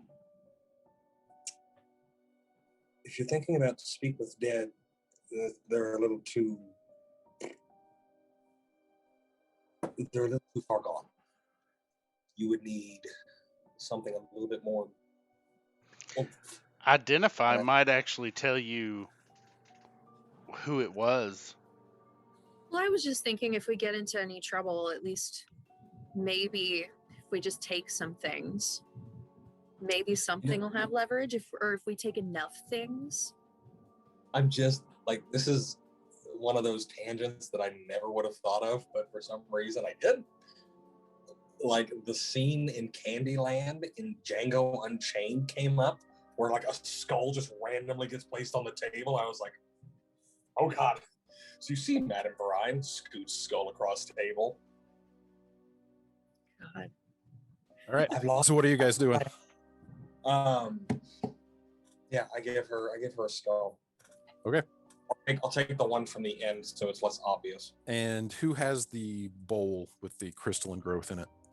She Petra does. Okay. Bag that can hold big items. I do not. And what are you doing? Petra would like to. Can she cast Unseen Servant to take the bowl out of the shed in case something happens? You I have don't know. Unseen Servant? Yes. Yeah, you can cast it. Okay. She's gonna do that just in case, since there's a magical password to leave the shed area. Uh-huh. So she's gonna cast it and tell the Unseen Servant to take the bowl and the skull and hide it behind the shed for now. Okay. So you feel your Unseen Servant lift the bowl and the skull out of your hands, and they start drifting toward the door, which is closed. Oh yeah, and she says, I what was it? Sorry, IL. IL. Thank you. I was like nylon, IL. Nylon. Thank you. I got the I part right. And then so the door opens, and they float, and they hit the threshold. Damn it! They back up a little bit. It's like Back a up. Roomba. Back up a little bit. Damn it. Back up a little bit. Okay, we get it, Unseen Servant. We get it. I go up to it and I snag it. Mm-hmm. I take the cloth off of it and I hold it up to the threshold. Does it do anything besides the bud? Hold which? The cloth or the bowl? The bowl. You take the bowl and hold it up to the threshold, and it is like trying to press it into a solid wall. Crystal's not glowing or emitting anything? Nope. I look over. It's next to the threshold. Investigation. What are you? I'm sorry, you broke up. What did you say? Oh, sorry. I'm gonna hold it up to the threshold and look over it real quick to see if I see any basically magical sigils or any glyphs that might appear to indicate a warding spell of some kind. Roll me an investigation check. Okie dokie. So you look the door over. It does not appear to have any markings on it.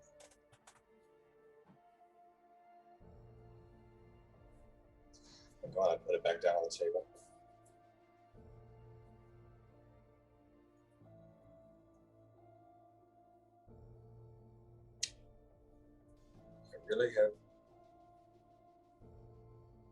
I take a skull. I hold it close to the bowl. You take a what? Skull. Okay. And hold it to the bowl. Any sort of reaction? No.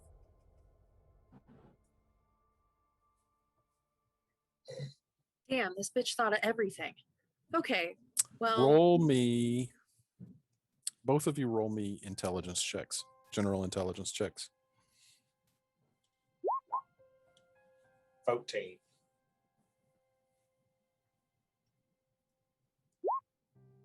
Mm, 14 and a 19. Okay. Oops.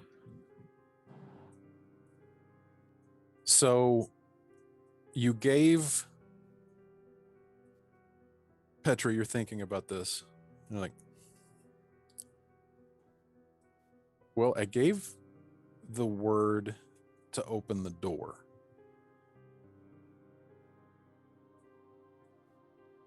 What if you need to also bypass whatever this effect is on the door once the doorway is open? Like with another word? That's what comes into your mind. If the door itself is password protected, maybe whatever this is that is keeping it inside is password protected as well. Okay, well, you know what? We'll come back to it. Hang on a sec. What was that word that you said? Oh, Isla, nylon, mylar, Isla. Something similar to that. What was it again? I'm sorry. I'm trying to remember. IL. Thank you. See, I can't tell when you're just being like Petra and when you're actually not remembering. Oh, Just yes, all the time. Isla, thank you. Yeah, Isla. IL. Damn it! I hate my brain right now. My now? internet one. got This is my really brain. slow. My internet got really slow for a moment, and everybody started like stuttering and like speaking super slowly, and then everything sped up, and it sounded so weird. Yes, we call that the temporal slingshot. Yes.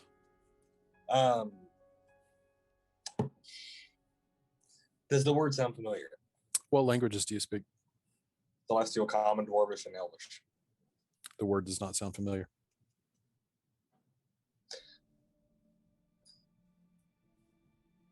Petra, what languages do you speak? Common, deep speech, Dwarvis, thieves can't. Is that something Petra would recognize? Doesn't sound familiar. Well, we ruled out that it's not Dwarvish. It's obviously not Common, not Celestial, or Elvish. It's not a thieves' can't phrase. It could be Draconic, and it could be Primordial. It could be Sylvan. But then again, weird. Anyway, Can Petra cast comprehend languages to see if is that a thing that would work if she, or does she have to hear someone else speak it? Comprehend languages, if somebody spoke the word, would tell you what the word literally means, but would not tell you what language the word is.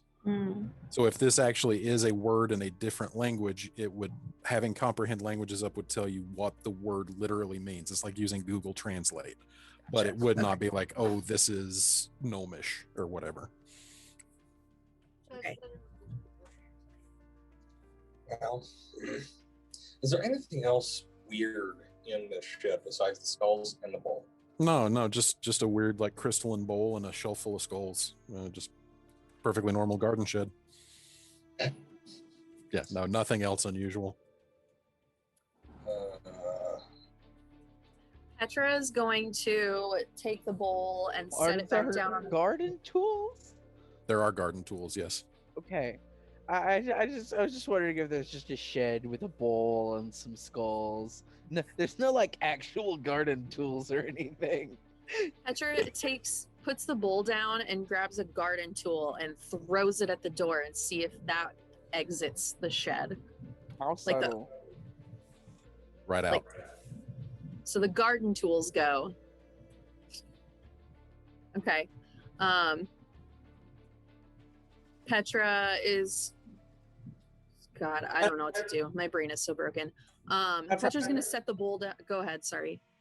I might want. You might want to go get that so that way they don't know we were skipping. Oh, I might want to go get it. I'll go get it later. Wait, are you not invisible anymore? No. I don't think so. Oh. No, invisibility faded a while ago. Okay, so I poke my head out the window, or I poke my head out the door. Then I just, how far away from the door is It it? gets chopped off. 10 feet. I just kind of like shuffle and down, shuffle back. Just keeping my eyes open for anybody who might be seeing. All right. Seems to be that you were not spotted. Just imagine it was like a full-sized hoe or something. It's like, That was my nickname in high school, full-sized hoe.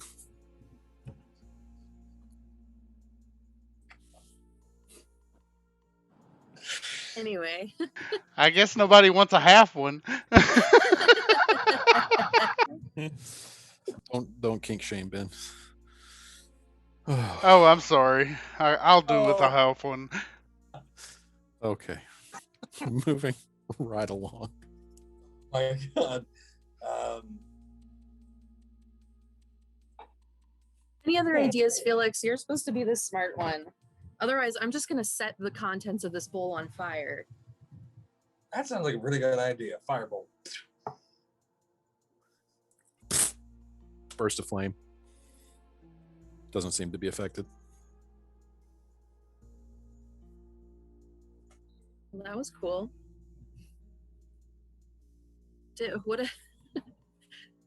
do anything. I guess We found our match. We have been outsmarted by An a unstoppable bowl. force and an immovable object. Some people have This- a door. Some people have a chair. We have a bowl. This bowl becomes Xanthion's sworn nemesis. The bowl he could not tame. All right. So, Well, I think we have to leave it here. Put a pin in it, or I'll put the rock back in place, and at least I have the. Okay, really quick. Does the word? He used the same one to get in and out, or do I not? Does Petra not know that? you did not hear the word he said on the way in. You caught it Okay. on the way out. Okay, But you know it at least works on the way out. gotcha. Okay.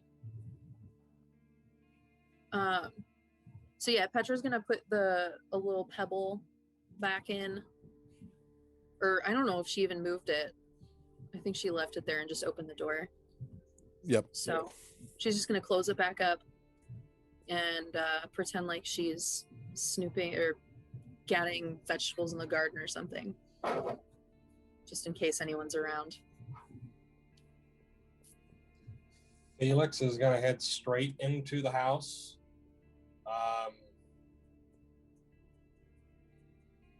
Actually, at first, no. Felix is going to head back to the statuary garden. And he's going to take what little bit of ink he has, and he's just going to like dip his finger and just make a unibrow over the statue that looks like Dave, cork the bottle back, and then go back into the library. Nice. All right. So back into the library where Emma and Titus, are you guys just pouring through? As I'm reading, I'm going to look over at Emma and I'm going to be like, Emma, do you mind to go find Petra and make sure to tell her not to try to take anything? All these doors are I'm sure warded. she already has by this point. With the spells that I've detected so far, and these books that I'm reading about the 9 hells that I had to give blood to Titus. find. Titus, do you think me going and telling Petra not to steal stuff is going to stop her from stealing stuff? Good point. She'll figure it out. Then I am going Is there to. anything about the Far Realms in there? That's the only book I've not checked.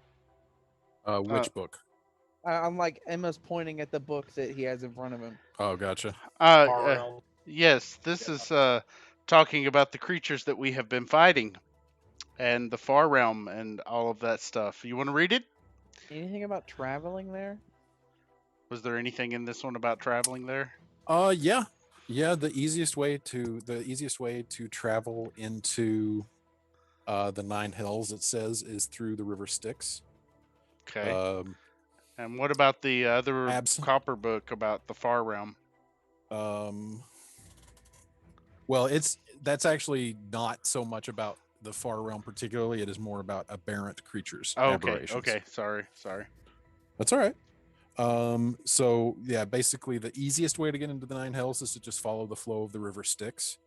Exceptionally powerful plane shifting magic would work to get you there. As would no, that's pretty much it. Well, do you know where the River Styx is, Emma? No.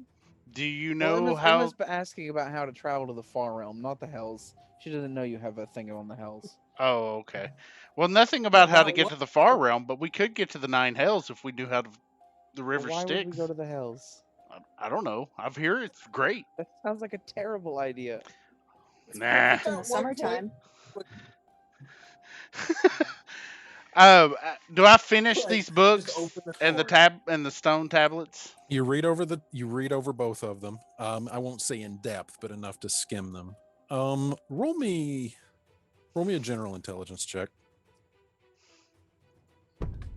Just imagine at one point Felix like opens the door to the library, and then it's like, "Do you know where the River Styx is, Emma?" Little child, where the entrance. And Shannon. Yes. I do want to say that Emma has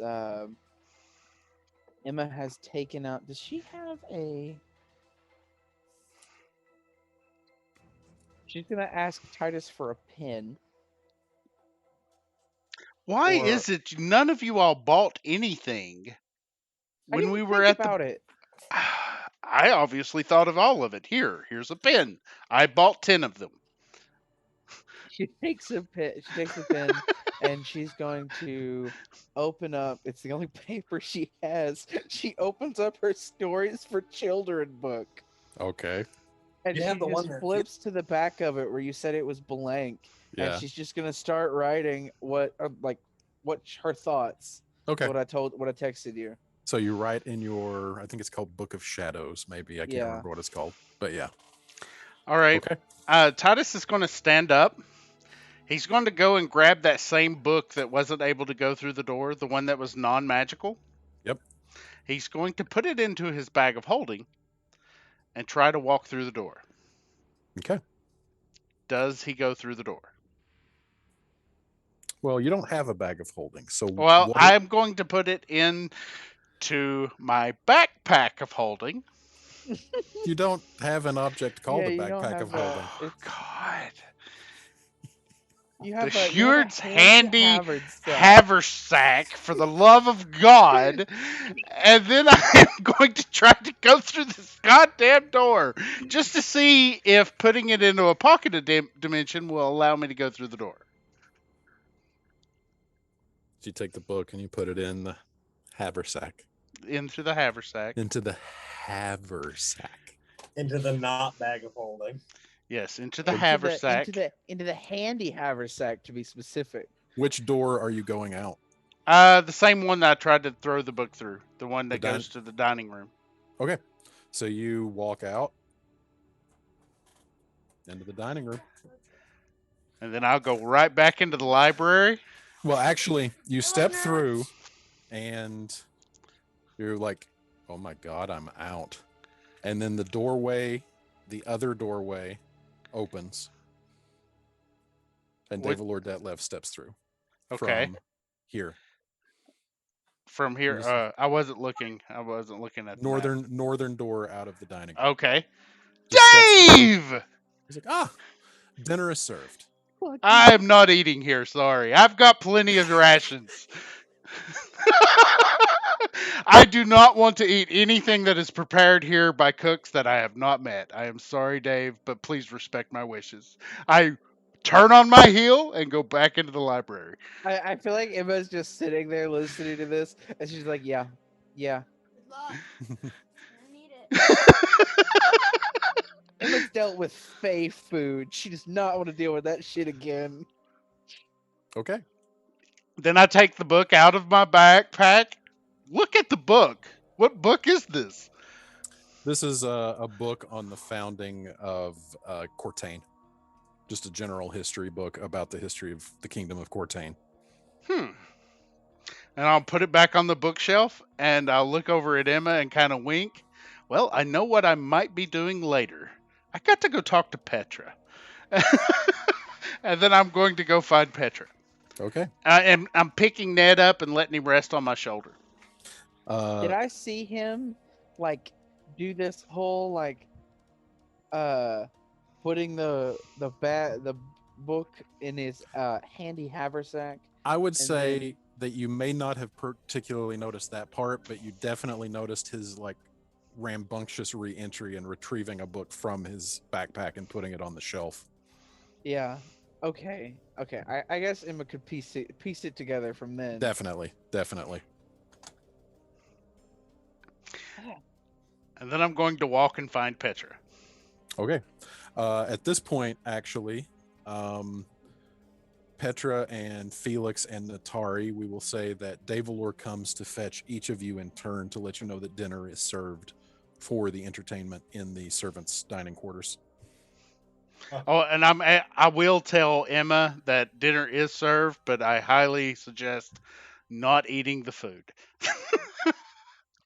Have you ever eaten food offered by a Fae? Eaten? No. Yeah, that's the point. You I don't. don't think anyone You find your own food. I just had to give blood to a box to read the stones that were inside of it. You what? Yeah, I know. It probably wasn't the wisest thing to do, but it was better than anyone else giving it their blood. Well, did you get anything useful? Yeah, well, sorta. I learned that there's things in this library we need, and I've got to find Petra. Useful? And then I'm going to walk to the dining area because I figure that's where everybody's going to end up sooner or later. Yeah, unless there is anything that anybody particularly wants to do, we can just kind of say that one by one everybody finds their way into the dining hall. Emma is enamored with what she's doing. Okay. Felix was going to the library to read over the contract. Oh, okay. So you're going to the library. Okay. So And that's what he was doing after gotcha. taking the monobrow on James. So is Emma staying in the library? Yes. Okay. So Emma and Felix are in the library. Petra, are you going to eat dinner? Okay. So Titus, Natari, I will say that I'd put everything back where it was at.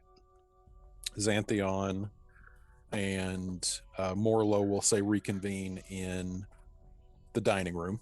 So whatever conversation you guys want to have between Titus and Petra, feel free to go ahead and do that.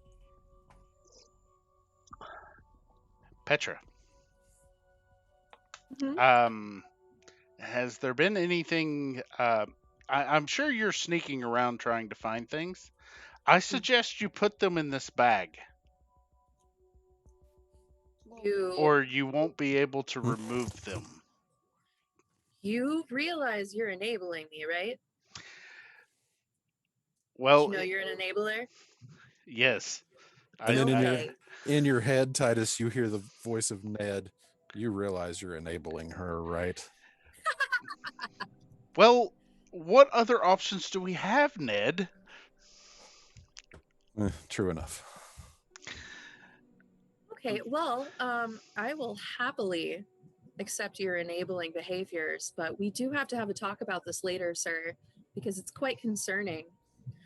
Anyway, thank you for this handy haversack, and I'm going to go. It's a backpack.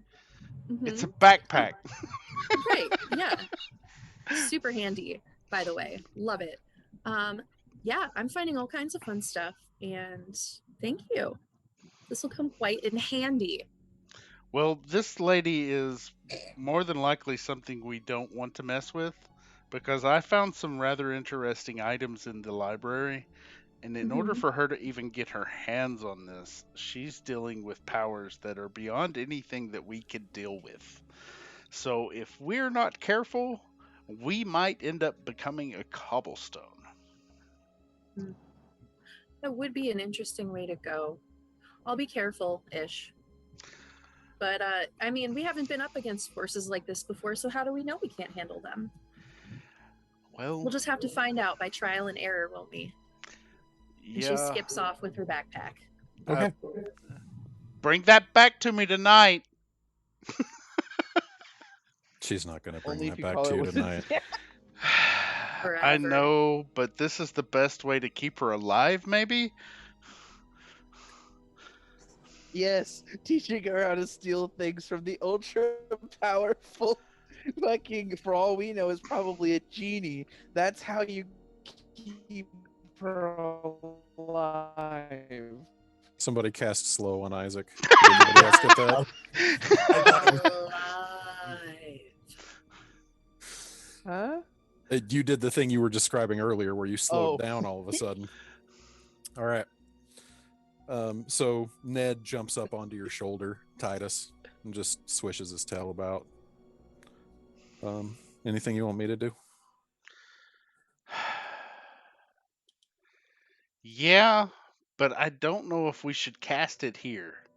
What's your smallest insect that you love? I mean, I've eaten grasshoppers. They're kind of tasty when I'm a cat. Well, I've got something in mind. So let's go outside in the yard, and then we'll talk about it. Okay. I'll go out in the yard Okay. and start casting Find Familiar. So I'm busy for a while. All right. Do you do that in the courtyard, in the statuary garden, just so I know where to put you? Somewhere that is. Can I leave outside this gate? Yeah. All right, I'm going to go out. You haven't been instructed that you have to remain on the grounds. Okay, I'm going to go off the grounds and, a pretty good ways away. I mean, it would take someone with really good skill if they're looking at me from the grounds to know what I'm doing. If they're looking at you from the grounds, they're not going to see you because Verine Manor sits atop a hill. Okay. So unless they were at the edge of that hill looking down in the direction you went, you're going to be obscured after about 20 feet down the hill. That's where I'm going to go and start casting Find Familiar. All right. And Felix, you go into the library and find Emma there. Mm-hmm. Oh, my fellow nerds. And I assume start perusing the contract? Yeah. Okay. As Felix walks in, Emma just kind of looks up and she points to the book that Titus left on the table, and she's like, be careful if you open that one, you might want to turn it away from you. We were moving. Say that again. Emma points to the book that Titus left on the table, and she goes, be careful if you open that one, you might want to point it away from you. And Emma's actually pointing out a book that's on the shelf because Titus put everything back before he left. Back. But he points out a book that is bound in copper plates, and is saying this about that book. And if you want to open that box over there, you have to give it your blood. And she just goes back to writing. Well, this seems all pretty far from the course. And so Felix goes to the desk where he's at and just begins to peruse. So you're sitting there at the desk and you're reading the contract. And what is Felix's reaction from reading the contract?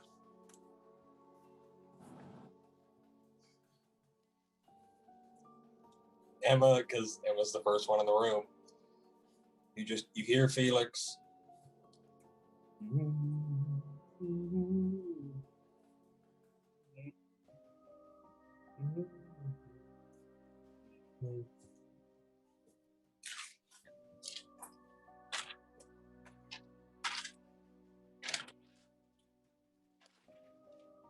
What is it, Felix?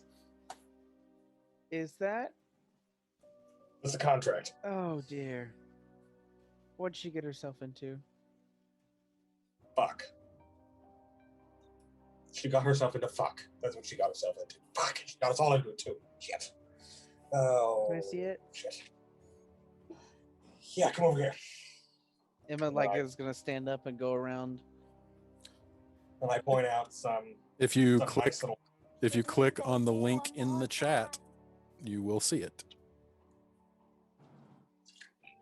So I go down and I point out 2 clauses. Well, there's a nice little clause here that says if we do not perform up to her standards, then we enter an indentured servitude for a time determined by the man for appropriate recompense, which means we could be in a state of indefinite indentured servitude. Or, even better, there's also a clause here that says that she has the right to a vial of the performer's blood for her uses in perpetuity. Performer is also used in plural, which means she has Petras, but by the contract, she could take all of our blood.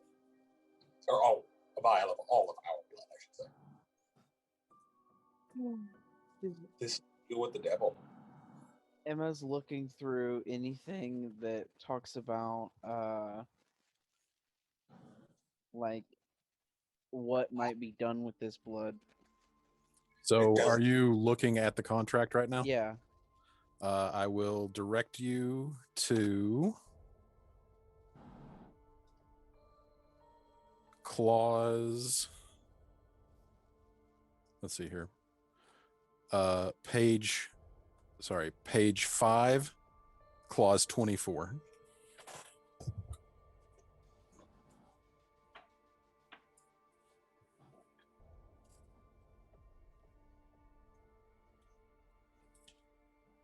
I'm not giving anyone my blood. Depends on the interpretation of the contract. Because if you look down here and I go down to mediation and adjudication. What? Just give me the number. I don't think he has it on top, right in front of him. Which clause are you referring to? The one that basically states that you can take this before any court, but simply by invalidating one section of the contract does not violate the entire contract. Let's see here. Here, I'm on it now. Or on the translation of the client. Where did you go? It might be in a miscellaneous terms. I don't like how it's in lawyer speak. Yeah, he did a good job. Yeah, God.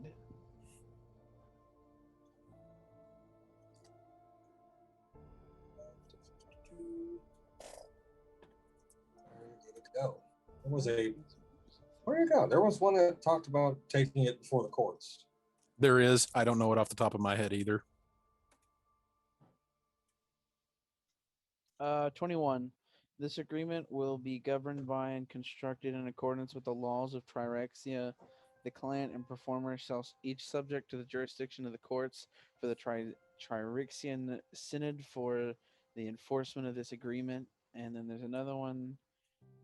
If the need for arbitration for this agreement arises, the client reserves the right to name a third-party arbiter from this or any other plane of existence in the lieu of processing within the courts of Triaxian Synod. The performer agrees to be bound by any arbitration award or decision rendered by this third-party arbiter. You know who she would probably call? She would probably call a lawyer from the Nine Hells. So it's either we take the devil we do know, or we take the devil we don't.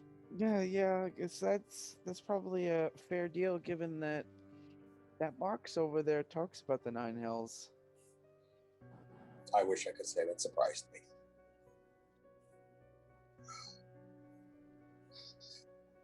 Well,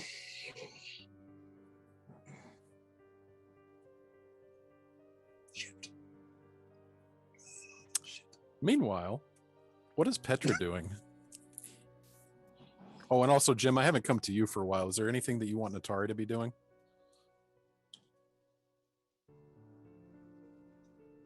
No, I'm just reading your contract and taking it, throwing it.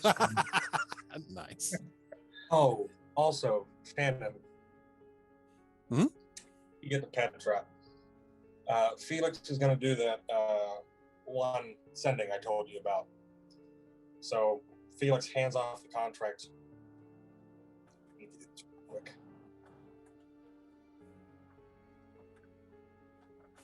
Your Majesty, never mind the sender of this message. The afflicted communion is connected to the undead, along with forces beyond the prime material. Madam Orion might also be connected. There we go. Done.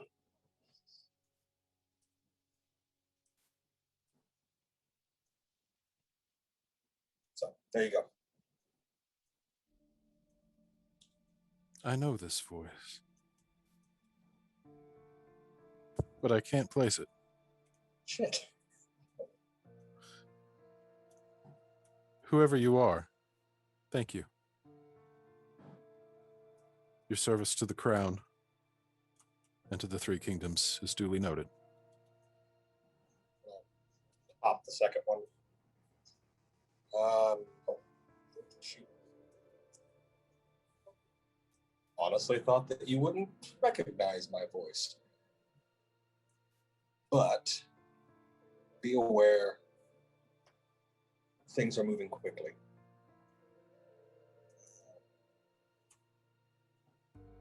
Lord Caston is not to be trusted.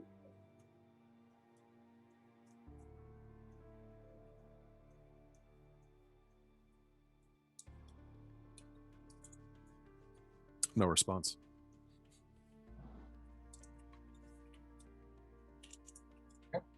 Okay.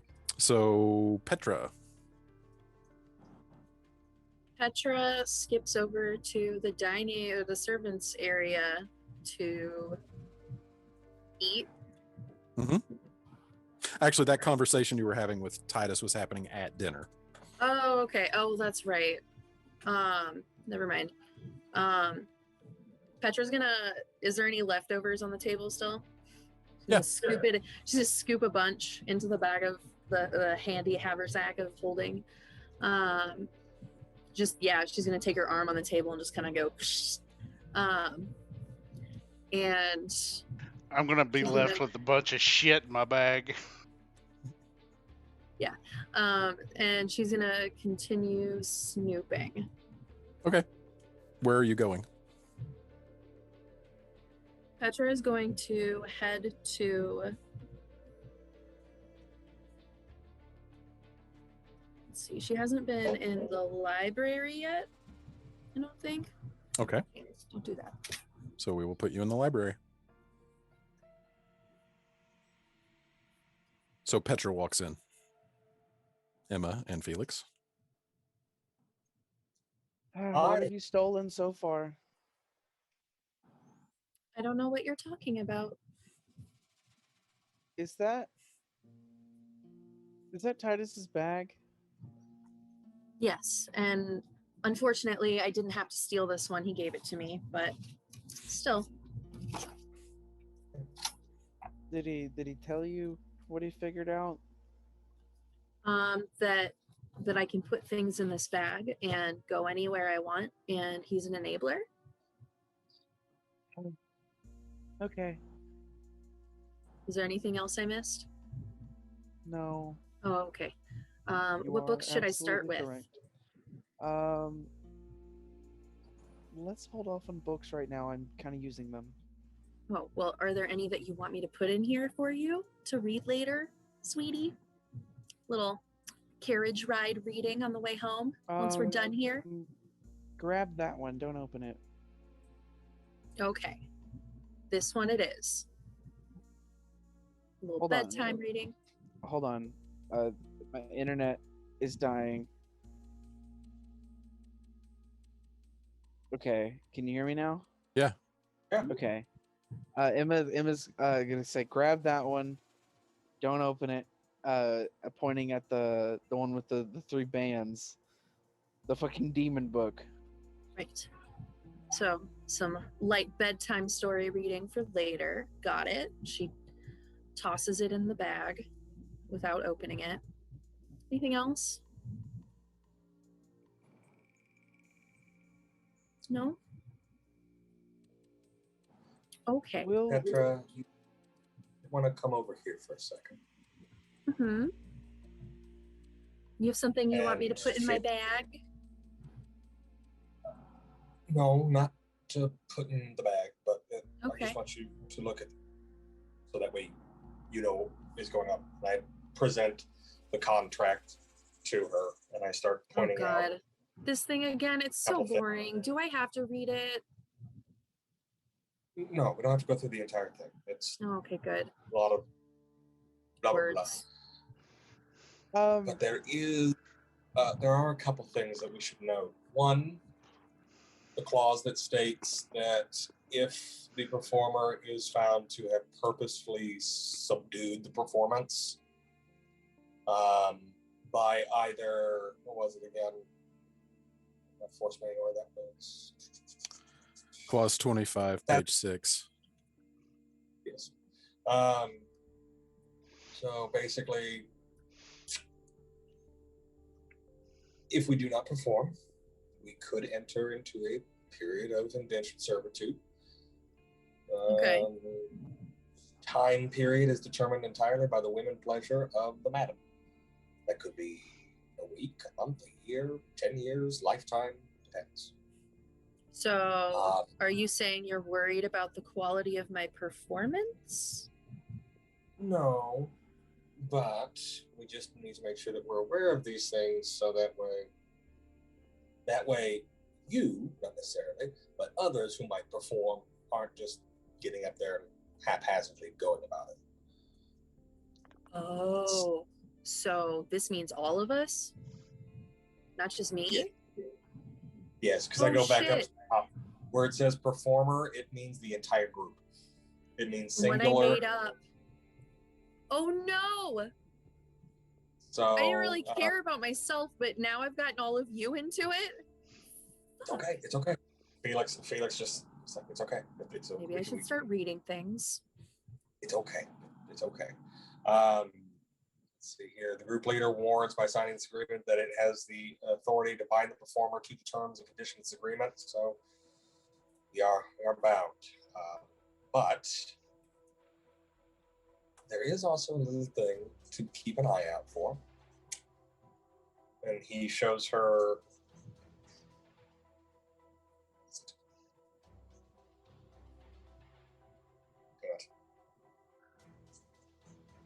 non-performance by the client. Number page 3. Basically says that if she does her end of the bargain in any way, then we can use that as a breach of contract. So keep that in mind. So I just have to give the performance of my life. Yes. Okay. You do Well, I every day. mean, do you doubt that I won't? No, not you. Oh. But we do have Xantheon doing things with animals, I think. Or is that you, Emma? I can't remember.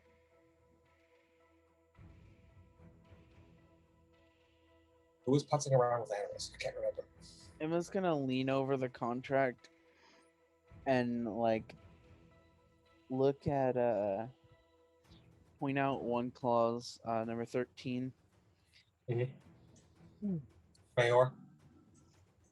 I think the only way that we're not getting out of this contract as short of, and she like points to any act of the gods at this point. Oh yeah. Wait. Why would I want to get out of this performance? I don't understand why you all think I want to back out of Interruption or this. delay of extraplanar invasion. That's kind of happening. Could be why she put it in. We don't know if she's connected, but she could very easily know about it. At this point, we're in play safe mode. Because she is here on the premises, by the way. Where she is here? Dave said she was here, so I don't know how much meet her. He said that she will visit us tomorrow morning. She wanted to, quote unquote, give us time to get acquainted with the grounds, whatever, some bullshit. So, Petra, what? Put the book back for now, please. Change my mind. Don't want me to take the book? No, not. Is it because of the contract? Petra. This is what we get for reading things. I'm just saying. I could still take the book and not even worry about the consequences. You're going to be responsible. Just imagine. Okay, can I describe my mental picture of this scene?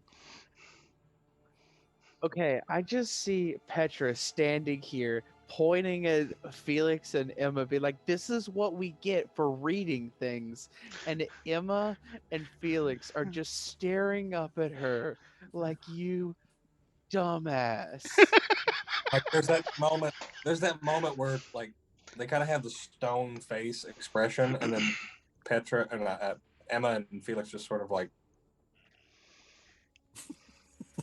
And I like the one thing I want to point out is like having lived among Fae, and especially now being one of them, Emma is like absorbing the details of this contract way more than an 11-year-old child would.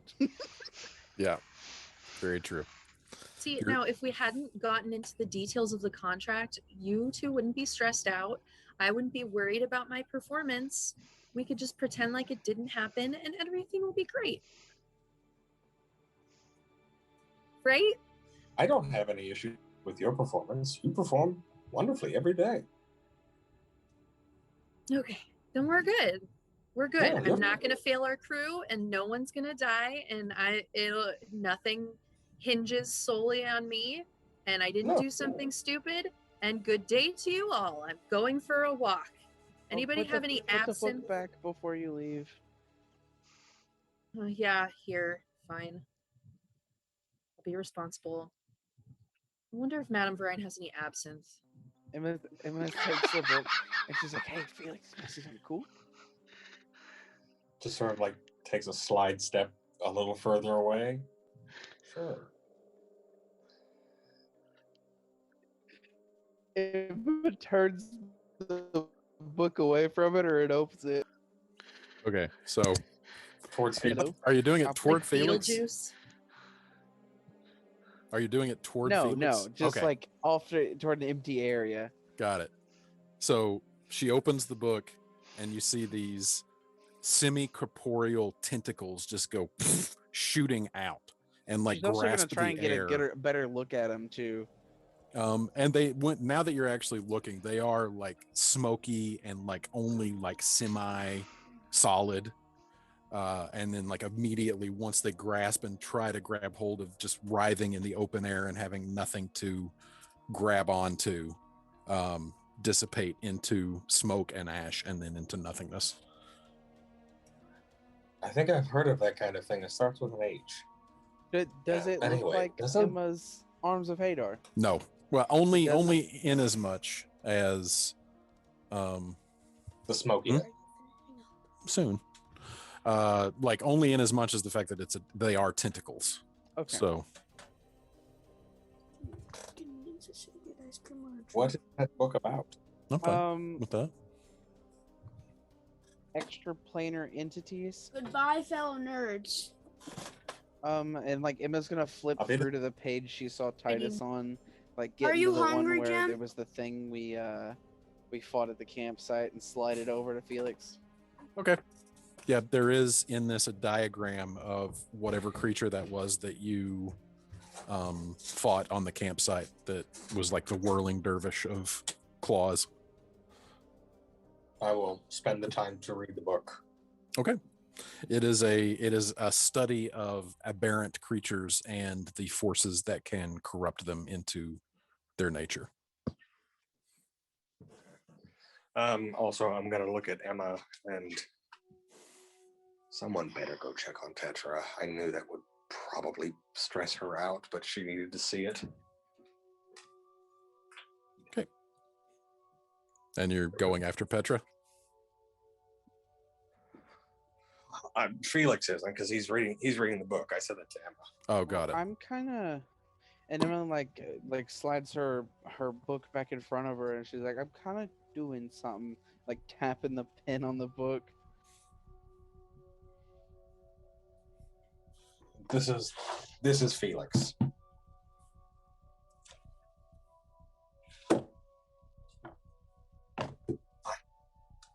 Sure, of course. Yes, everyone else is busy. Of course they're busy. Taking orders from a child. It's like, what door did she go out of? Yeah, which way did Petra go? Great question. Yeah, where's Petra heading? Going this way Okay. towards. That's an exit, right? Towards the gardeny area. Yes, that is an exit toward the statuary garden and she's toward the wishing pond. Okay. Yep. She's going to manic skip all the way over there. Okay. Felix is gonna make sure that the contract stays on him. Okay. So that way it is covered, taken care of. And you go all out that way. Titus, we haven't been with you for a while. Yes. So you find what you feel is a secluded spot to set up for your casting of Find Familiar. And as you're setting up the brazier and burning the incense, like Ned, who as soon as you're off the grounds proper, immediately has a bit more spring in his step and just seems to be much more perky, is just kind of like circling around and just like looking and tail swishing. And it's like, as you're casting, he's just like, so yeah. Can I Cat's not cutting mentally it, huh? talk to him while I'm casting? Yeah, that's fine. Okay. Well, I'm thinking I need you to become a very small insect and stay on Dave as much as possible. How do you Oh. feel of that? How do you feel about this? I feel like I will do whatever you need me to do. I'm going to stop casting. Just completely stop casting.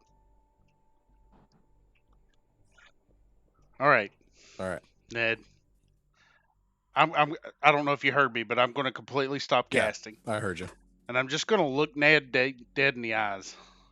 And he just I- comes up and he sits on the other side of the brazier, like perched up like a cat, tail wrapped around his front legs, and he just kind of tilts his head to the side. I can't do this anymore, Ned.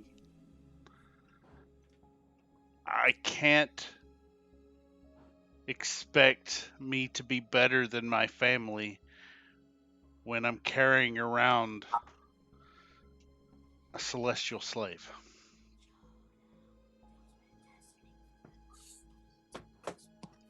You have to do everything I tell you, and I can't do it anymore.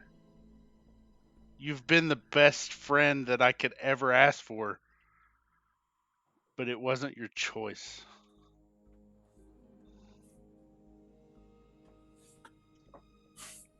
I'm going to pet him behind the ear, and then I'm just going to be like, I'm sure you have people, things you love and care about that I've taken you away from.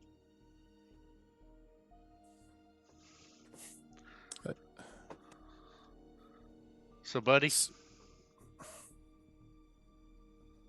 I'm going to let you go.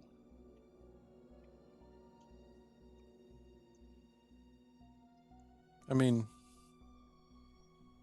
that's your choice. And if you let me go, just know that I've really enjoyed our time together. But, I mean, so, you know what I like the most Me. about you mortals? What would that be? Your sense of independence, your autonomy, your idea of self-determination. That you can go wherever you want to go and do whatever you want to do. It's something that I'd like to experience one day. But if you send me back, and you're welcome to do that because you're the one who's in charge here, it's not going to change the fact that I'm doing what I was made to do. I appreciate the sentiment. I really do. But don't superimpose your own experiences over me. You and I are completely different. You were born, you grew up, you'll live your life, you'll grow old, and you'll die. And when you do, years from now, some other spellcaster is going to conjure me again, and again, and again, and again. That's what I was made for. I'm living my destiny. I'm playing my part. I'm where I belong. And while I have to say you are the first in many, many years to ever offer me the chance that you're offering me, if I could want anything on my own besides what I was made to want, I think I would want to stay here and help you. So, if I give you the order to act as you will, would that free you while you're here?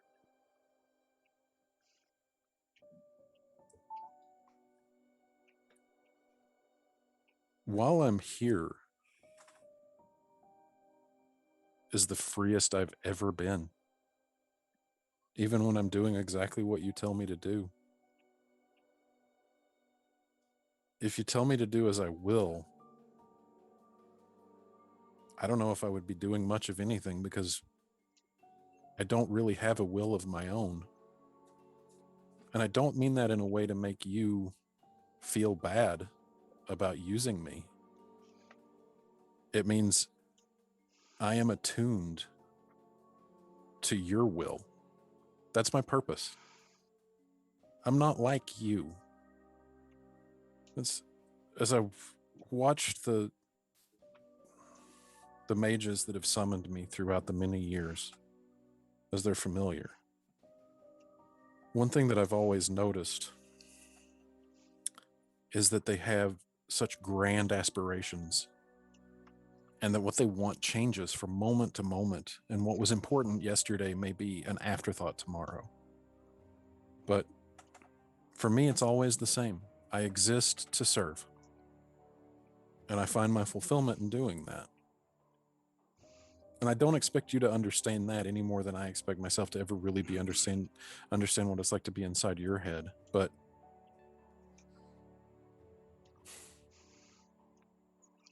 Well, I was conditioned by my family to be what I was until just a couple of weeks ago. And then learning of the slave market that they run and all of the endeavors that I've just dealt with, I don't want to do that to anyone. And I want to stop that if possible. But I don't see how even stopping it's an option because it's still a choice that all these people have. So I I just want us to be true friends. And but it's odd. the cat knocked over a tote. What's odd? The offhand remarks like you said in the wagon when I made the comment that I want someone to be able to do what they want or something like that, and you just looked at me, and I realized then that it just slapped me in the face that you've been a slave to me since I summoned you the first time in the Albarn. I don't want you to think of me like that. I mean, I get it, especially with your history. But you were brainwashed into what you are, which means you didn't have a choice. And to be a person born with free will, to be able to have a choice and then have that choice taken away by others, that's evil. There's no way around it. That is pure evil. And if there is one purpose that we are born to as Celestials, it is to eradicate evil. I believe this madam's evil. Ned just kind of looks over up at the hill, up at the iron and stone facade of Verine Manor. I don't doubt that for a second. And I feel in order to save my new friends, and I look up the hill, my only friends, I'm going to have to do something that is along the lines of evil. What you got planned? Getting Petra out of the contract by any means necessary.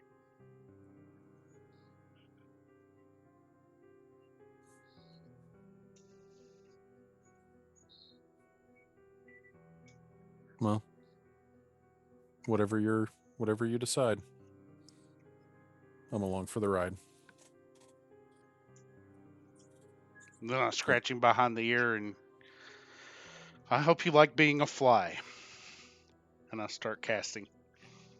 Wait a minute, a what? Zzz, little calico fly around your head. Calico fly. Can I make a note here? Yeah. We are here, risking Petra's and probably all of ours eternal souls for 75 gold. Yes. It's amazing how. It's To be amazing fair, how. it wasn't about the money. Yeah. Well, it's also funny what seems like an incredible amount of money at first level by sixth level seems like, are you serious? Yeah. Okay. Is there? Oh yeah, sorry. So Petra, you are headed to do what precisely? Petra is going to manically skip to the statuary and process. Okay. And kind of just look around and casually snoop. And Felix is following. Yeah. Just tailing. So the statue area, you do notice eventually the strong resemblance of one of the statues to Devalor Detlev.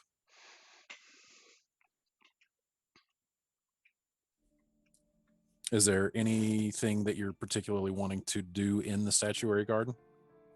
The unibrow is still on his statue, right? Oh yeah. That Christian drew. Yep.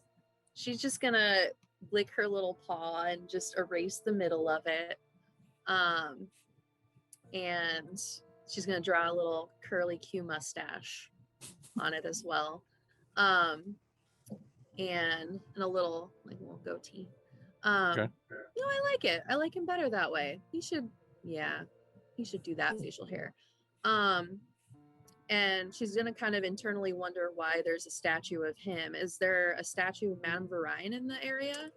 No. There's a statue of a dwarf, an elf, a half orc, and a human. The human being Devalor Detlev.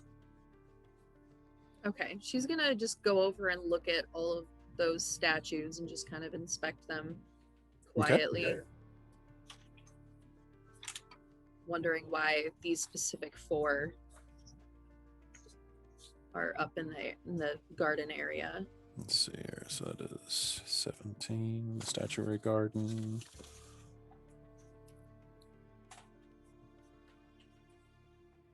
That cat is so sweet. The cat, it wants to Aww. if it could undergo osmosis, it would absorb into my body. It does this thing where it just where it's just nuzzling me. That's so cute. My cats hate me right now. They had to spend 2 hours in their little kennels. Oh. No snuggles for me. I want to nuzzle Shannon. What are you doing later? I'm gonna have to buy him dinner first. Okay, so the northwest statue, which would be, if you're looking at the map, it would be shift. This one is a wood elf in a solemn chin down pose with a mournful expression and closed eyes, as if bowing its head to pray. This one is the one that seems to bear a resemblance to Devalor Detlev. Southwest, that one, is a half orc holding a great axe with its face contorted in a perpetual scream, not a scream of fear, but like aggression. And then the last one right over there is a dwarf standing resolute, mace in one hand with a shield bearing the symbol of the law hammer strapped to its other hand. The only other 2 statues are the statues bearing the burning torches in the north and the south. Okay. Petra Yeah, she's just gonna sit. Let's see. Down by the Dave's statue, and just Okay. kind of sit cross-legged in the grass and think about shit Okay. and stuff. So the sun slowly sinks under the western horizon. The stars begin to come out overhead. Davalore eventually does make the rounds to show everyone to the guest quarters. Is there anything anybody else wants to accomplish, Titus, before you return to the manor, or? I just want Ned to go and find a safe place to land on Dave and follow him around and mentally tell me things when he goes into the off limits areas. Okay, you got it. More. The second Dave comes into the statuary garden, Felix is just going to. Are you guys seeing this right now? She's halfway over my shoulder. I love it. She's What's like a a show little of parrot. She This is loves the- you. This is the cat would eat me parrots. Arr. I mean, you all probably showed that cat a new life based on all the shit it saw on the streets. It's probably Yeah. just like, thank you. Yeah, that's basically Thank what you. it is. Like Petra, it's my time for I attention. I please. seriously think she was like a week from being feral. So yeah. Natari's gonna. Why? Okay, never mind. Ned! And Ned poofs out of existence. No, just kidding. Okay, so Felix is doing what? So while Petra's processing, he's just gonna be there, and Dave will obviously come by, and Felix is just gonna tell him, "I think we can figure it out." Tell him what? You broke up. Oh, sorry. Tell him, "I think we can figure it out." Excellent. Dinner will be served promptly at 6 in the master dining room. Didn't we just eat? Breakfast. Sorry, what did I say? You said said dinner. dinner. Sorry. Breakfast will be served promptly at 6 a.m. in the master dining room. I was like, shit, hey, good here. The madam looks forward to welcoming you to the manor. Dave, before Yes. you go, is this you? Oh, yes. What did you do to get a statue of yourself? Oh, these are all various footmen that the madam has employed that have been of excellent service to her. I am the latest addition. Well, congratulations. Who were the other three? And what happened to them? They were my predecessors, all gone before I got here.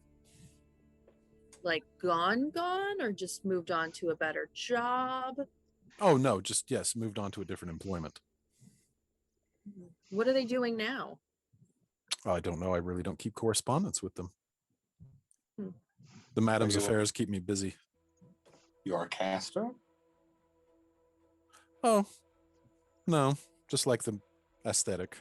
I'm afraid that the only magic I can do, and he pulls out the wand, is this. Still handy. I've always loved the depiction of spellcasters of great might and power, so I have always based my motif off of that love. Well, you pull it off I'm a wizard. spectacularly, darling. Hold on just one second, guys.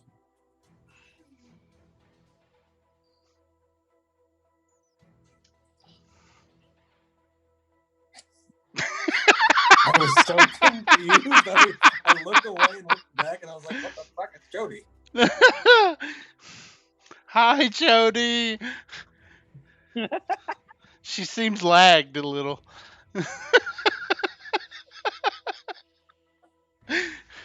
I think she's frozen, guys. I don't think she's gonna say anything. She's A not little moving. small.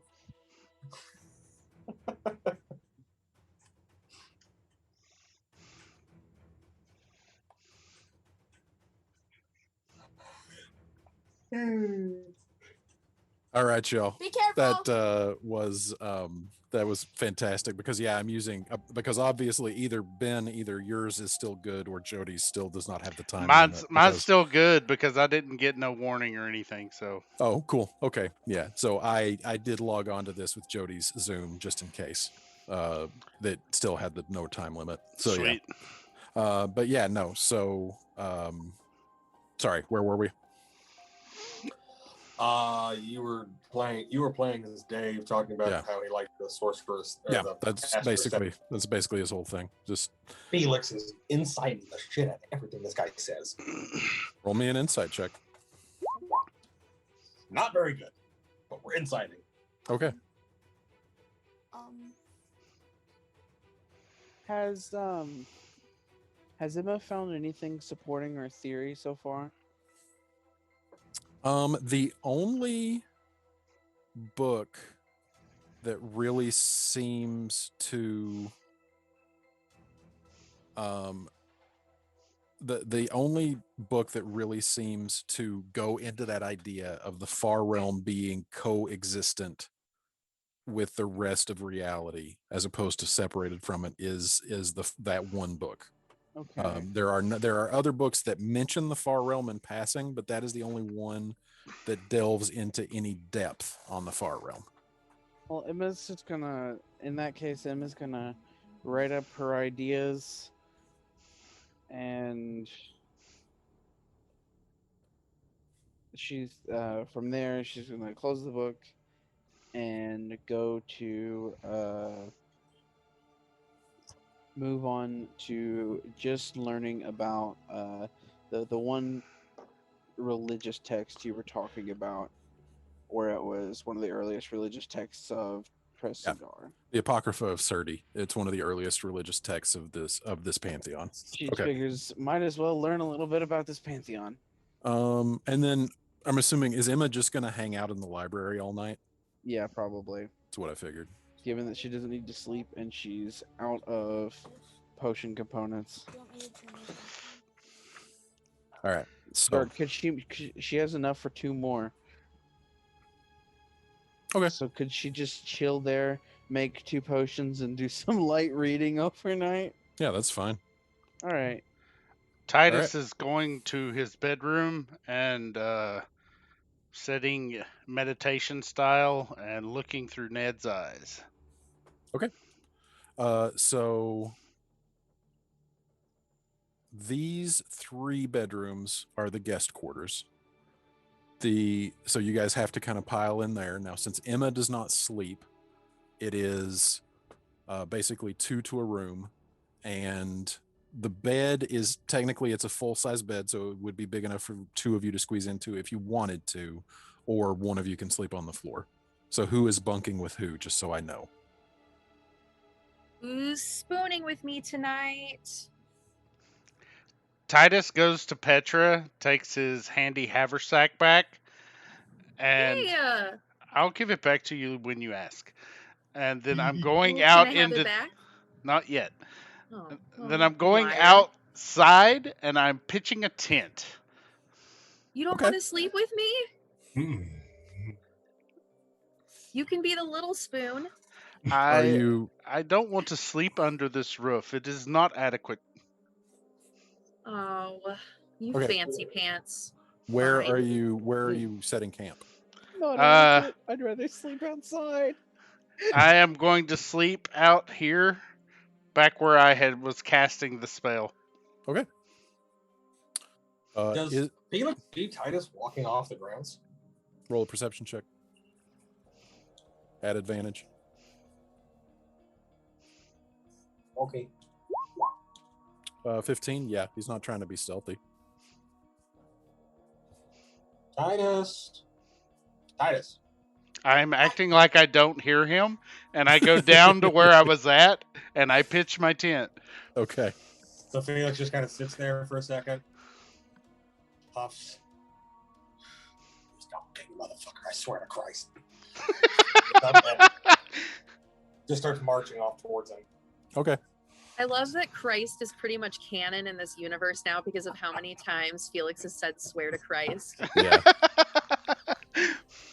Swear to the gods. Christ is canon. Way ahead So- of the sun.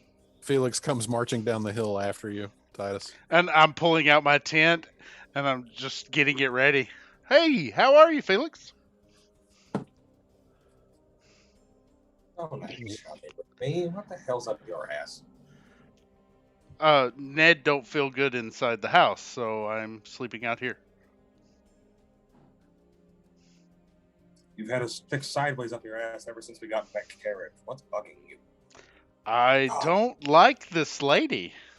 Okay, there. I don't like her at all. There's stone tablets that you have to give blood to the box before you can even read about them, and then the stone tablets are all about the nine hells. Then there's this Oh, yeah, other Emma one told me. talk about the aberrations that we've already fought, and that how they're maybe tied to some far away place that I really don't want to visit. It's probably not nice either. So I'm setting a tent out here because I don't think the living quarters there are adequate for my ass to sleep in. No, that's fine. That's fine. Don't play coy with me. We're friends here. Oh well, I'm not Plus- trying to be coy. I'm just Plus, we should also make sure that we don't wander off by ourselves too much. So I'll take that tree. You take don't the worry. tent. I'm going to set an alarm. I'm going to sit in the tent. I'm going to sleep here quietly. Felix just leans in a little closer and goes, "A positive suggestion. Night. All right, so Felix and Titus are sleeping off the grounds. Did Party. Felix share the fact that the groundskeeper is an elemental? He hasn't yet, no. Okay. And I just really want to see of Emma going outside, really excited, talking to grass. And then I'm going to set in the meditation pose and view everything through Ned's eyes and ears. You are further than 100 feet away from the grounds at this point. God damn it! I thought it was 20 feet from the grounds. I thought Well- that's what you said earlier. Oh, yeah. So you're just going just down below. Yeah, like, right the where line I of would sight? cast the spells. So that where means you you're going to be you are going to be sleeping literally on a hillside. Oh, well then I'm going to be to where the tent's level and I can still get a hold of Ned. I mean, I thought There- that went without saying, but It's a with this- mountain. Yeah, well, it's not a mountain, but it Well, it's is a a hill. hill, and it is at the very top of the hill, and the only flat part of the hill are the manor grounds. So as soon as you get off of that back part, it starts going down, not sheer, but steep. well, I can sleep with my feet pointing down. Yeah, so that's easy enough. So let me see here. That's what Felix is doing. All right. Because there's no. Felix starts sliding down. All right. So that is 45 feet. So then another 20 feet. Yeah. So you're within 100 feet of the entire place. So. And then I'm going to cast alarm on so the tent 20. and then look through Ned's eyes. Okay. So as long as Davalor is no further than the door of the library. So on the back half, you would be within 100 feet. Okay, so if something interesting, I guess I could run up the hill Mm-hmm. and do it if I feel like I need to. I just want to see if it's working, if Ned got where he is supposed to. It definitely is working. Ned has hitched a ride on the green cloak. Looking through his eyes is incredibly different. For a moment, it's a bit disorienting because you see like a kaleidoscope of everything because it's fly vision. Okay. So it takes a moment to acclimate to that. But as Davalor walks around the grounds, Wait, did Dad? Hmm? Did Ned turn into yeah, Ned's a fly. And Who did that? Titus or Ben Why? for reconnaissance purposes. So Davalor, you do see him walking through, and he walks into the manor after telling everybody where the guest quarters are. He has returned to the manor at this point. You see him over here, over by the servants' quarters and the servants' dining room, and he goes up to the door of the kitchen, and you can hear through Ned's little fly ears, which sounds kind of distorted. You hear him knock on the door of the kitchen, and the door opens. There doesn't seem to be anybody there at first, and then Ned kind of crawls around up onto Davalor's shoulder, and looking down. On the other side of the doorway, there is this tiny little blue person, about a foot tall, holding the door open, just looking up at Davalor. And Davalor just says, "The madam expects breakfast to be on the table at 6 a.m. promptly." The little blue guy nods, and the nod is like a jerk, like, What's when you say a blue person? I mean, does he look like a human, just really small? actually a little bit more like an elf. Okay. About a foot tall, pointed ears, skin sky blue, dressed in servant's garb. And the kitchen, what does it just look like a normal kitchen? Yeah, from what you can see, the range of sight of a fly is pretty limited. Okay. But from looking in, it just looks like a regular kitchen. You do see darts of movement. You can't tell what they are, but like little.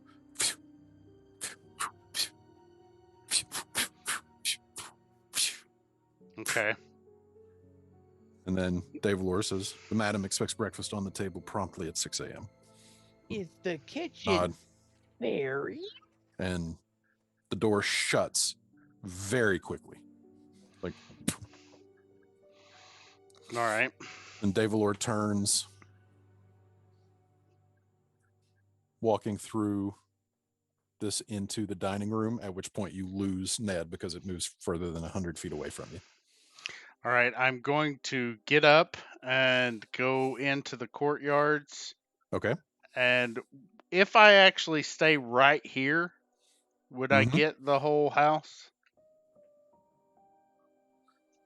You would get to Okay. there.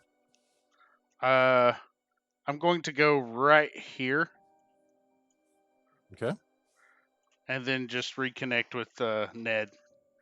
Okay. So you reconnect with Ned as Davalor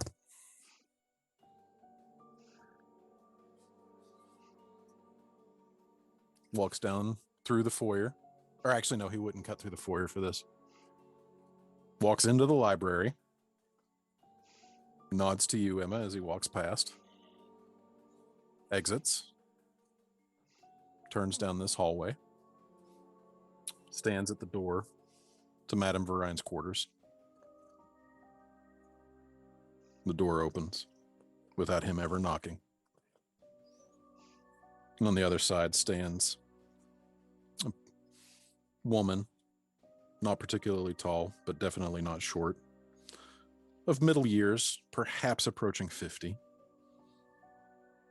High cheekbones, sunken cheeks, pointed chin, hair done up in a wrapped style, very elaborate, wearing a full black sequined nightgown, ball gown, formal attire. Cheeks with smears of rouge, lips red, eyes a piercing dark brown. Making sure to soak her in if I need to take her form. Roll me a perception check as a fly. I don't know what that would be. Hold on. Perception check. My passive perception as Titus is 18. Hold on. No, that's persuasion. Never mind. So we're going to put Perception's 13. Ned right there, behind Davalor, but we're going to say he's occupying the same space. Oh, you did the little calico fly. Awesome. So, perception. Passive perception is 12, so that's a +2. That's 18. Okay, so you're studying.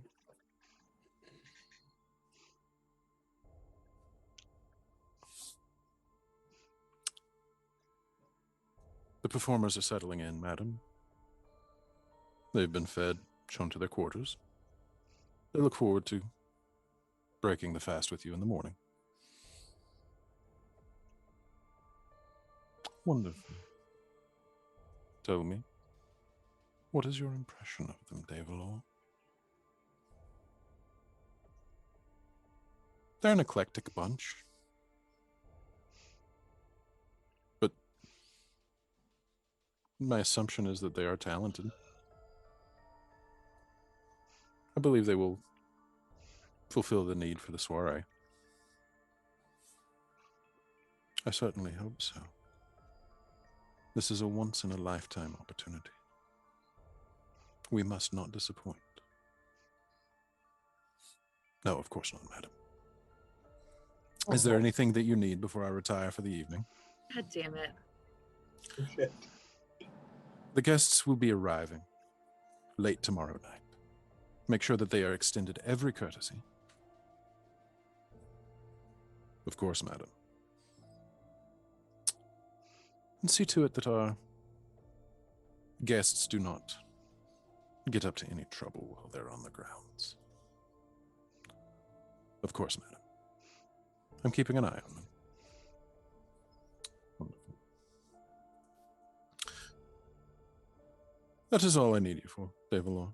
You're dismissed. What all can I see in the room? Beyond the room, it's just looks like you can see in the far corner of the room on the other side. The room itself is bisected. So I will show you a little bit of what you can see. Let's do reveal. So from what you're able to see from that line of sight would be about like that. Okay. So all that you can really see is a desk on the far side, and it seems like maybe the corner of a bench or something. And so the madam, but one thing that you do notice is the room itself is not the full chamber. There is a wall on the far side there, a stone wall. So it seems like that there are two compartments to this room. Okay.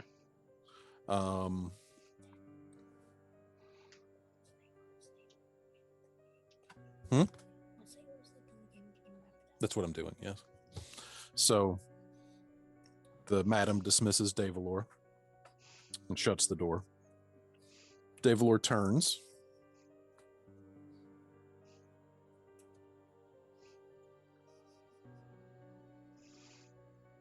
Taking Ned with him.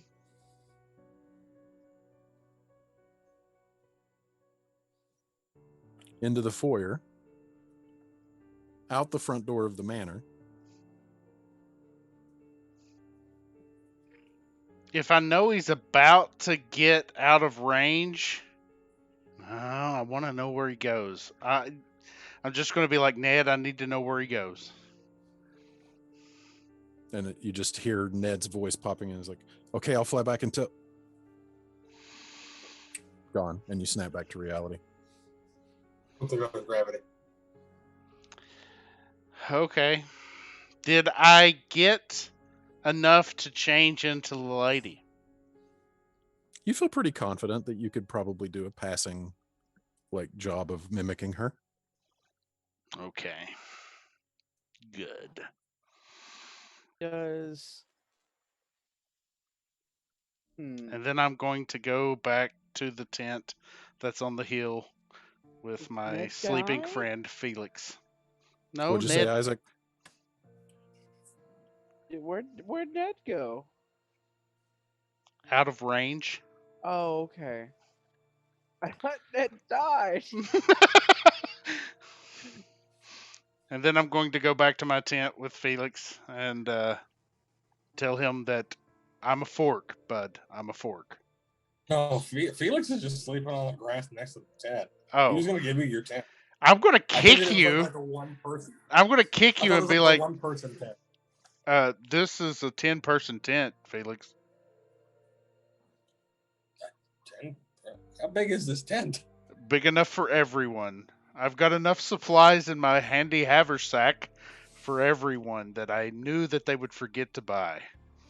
Is this like a Harry Potter tent or is this like a regular ass? No, tent? it's just a regular tent. It's just Regular big. tent. Okay. I was thinking like this was like Crunk from Emperor's New Groove. Like That would be itty bitty amazing. Just covering his knees. It's a Yeah, TARDIS. exactly. It's a TARDIS. It's bigger on the tent. inside. So I will. So wake up. Huh? Okay. And I sleep in the tent with And Titus. as he's about to actually fall asleep, I know what the lady looks like.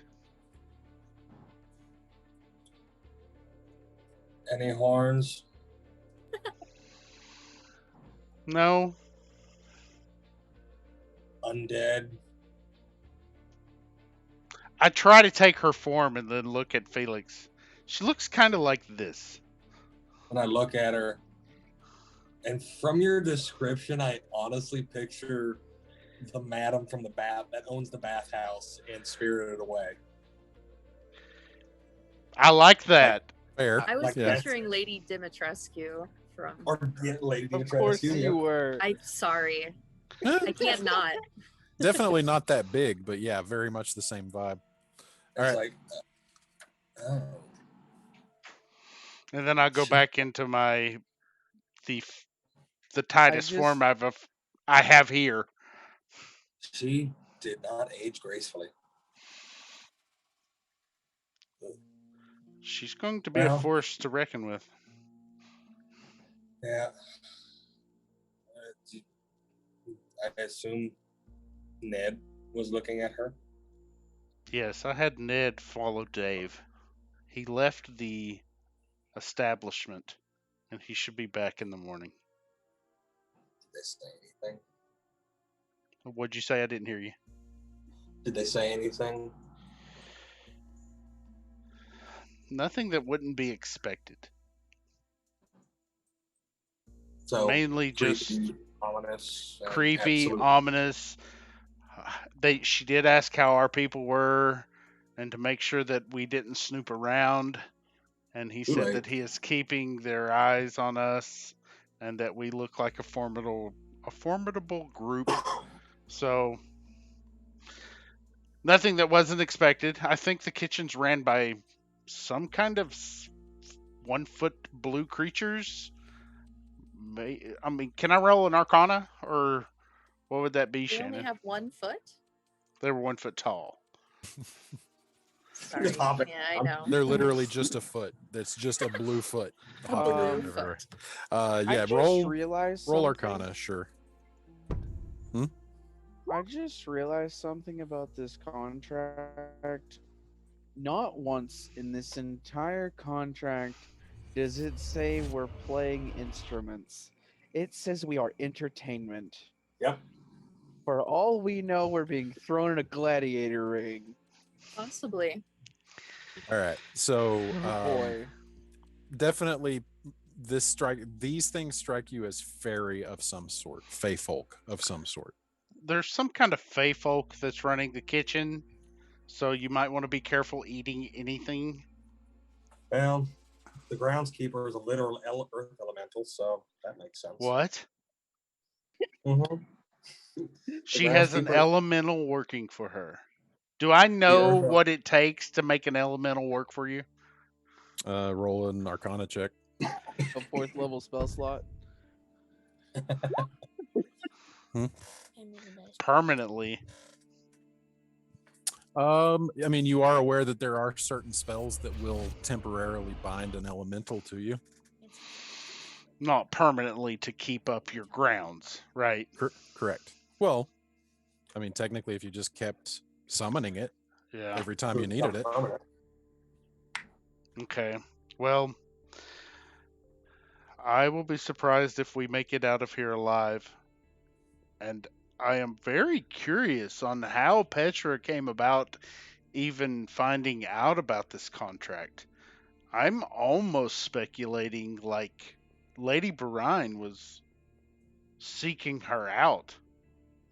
Felix laying there, kind of like just like he's got his eyes closed and has been talking this whole time. He just sort of like pats around and then goes, there it is.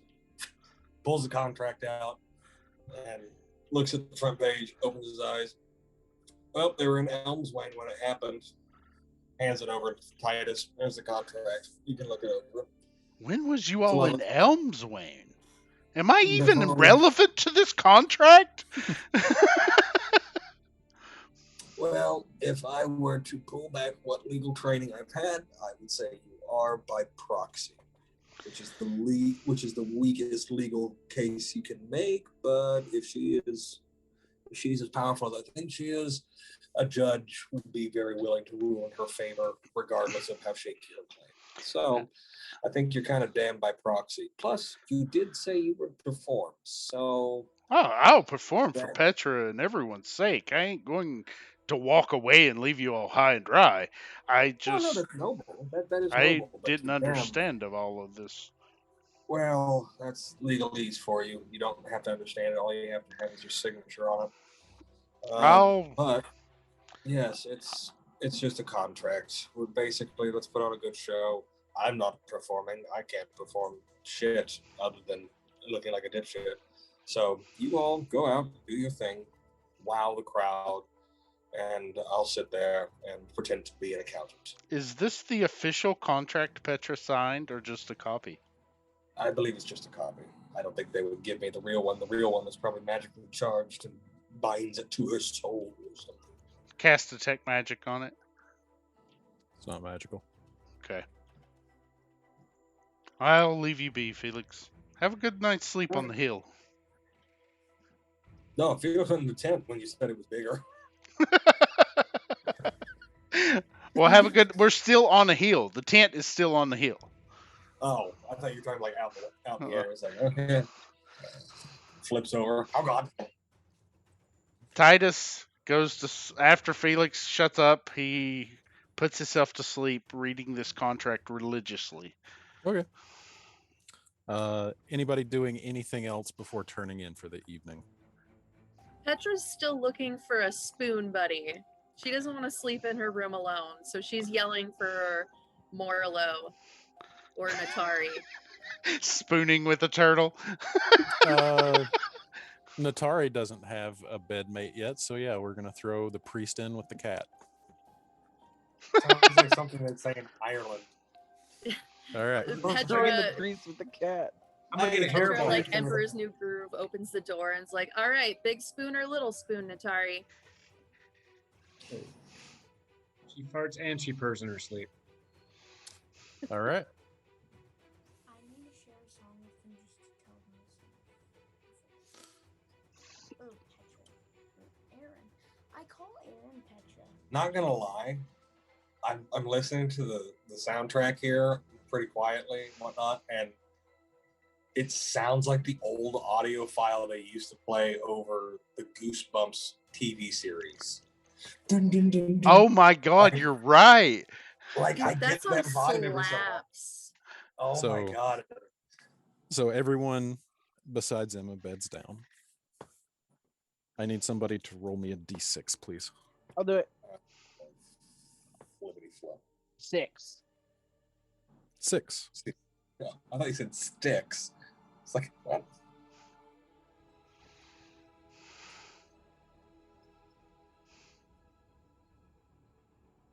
Okay. Felix. God damn it. What do we got? You wake up. Oh, that's reassuring. I did cast the alarm bright spell. Light shining through your bedroom window. He's in the tent. The sounds of the bustle of Parasus outside your window. Oh. You get up and you stretch. Your room exactly as you left it. The doorway opens. Your father walks in. Ah, Felix.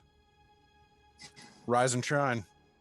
It's not every day that a young man has his first hunt with the king. Can I say I love the Sean Connery vibe? I love it. You've slept in. Come on now. We can't leave Theobald waiting. And so you spring out of bed. Because today is your first day. Your first hunt with Theobald Reston as the heir apparent to the house of Septim House. Well, I'm sure the servants have breakfast on the table. Let's go. Katariah around here somewhere. Probably seeing to her mother's business.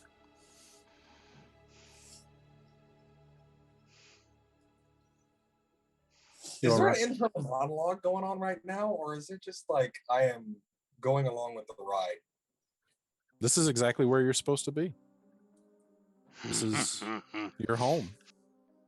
This is where you were meant to be, raised as the heir apparent to Septim House, following in your father's footsteps, your father who has loved and supported you for your entire life, who has groomed you to become a shrewd businessman, who has taken pride in every accomplishment that you have taken.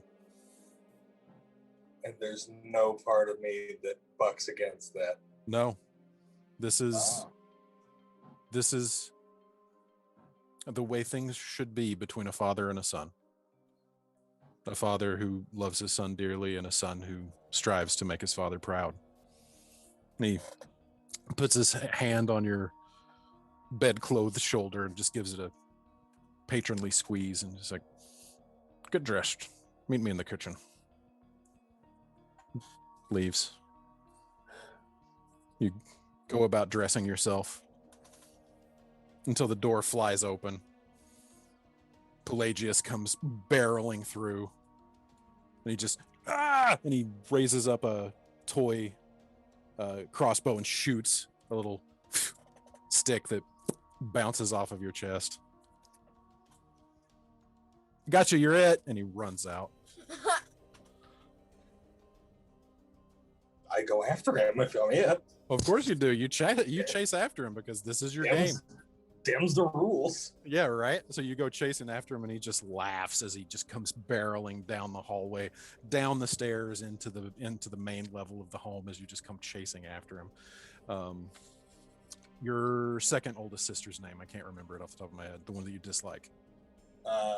Cecilia. So you just hear Cecilia's just like shrill voice from in the back somewhere. It's just like, no running in the house, guys. That's all.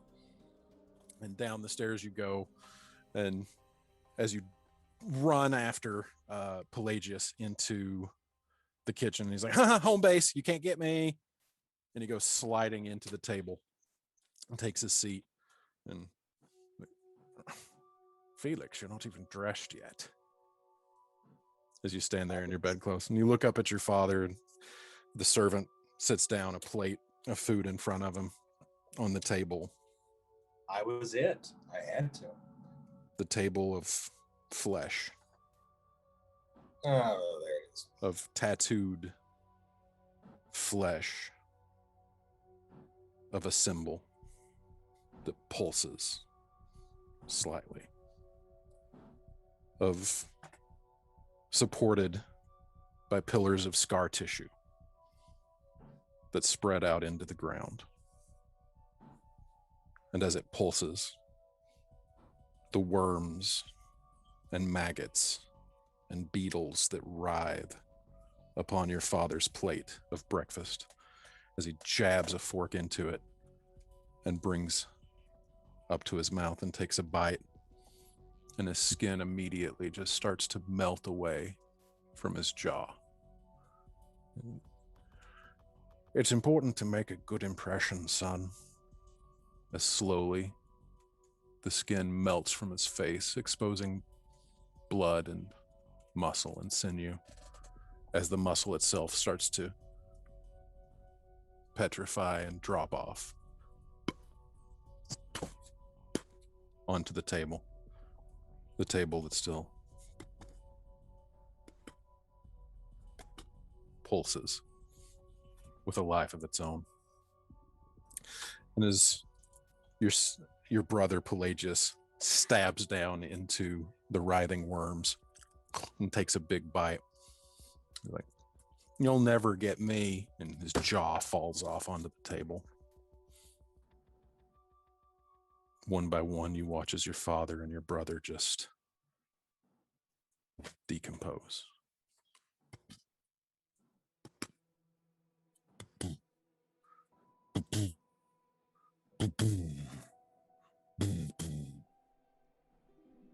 I need you to roll a d10.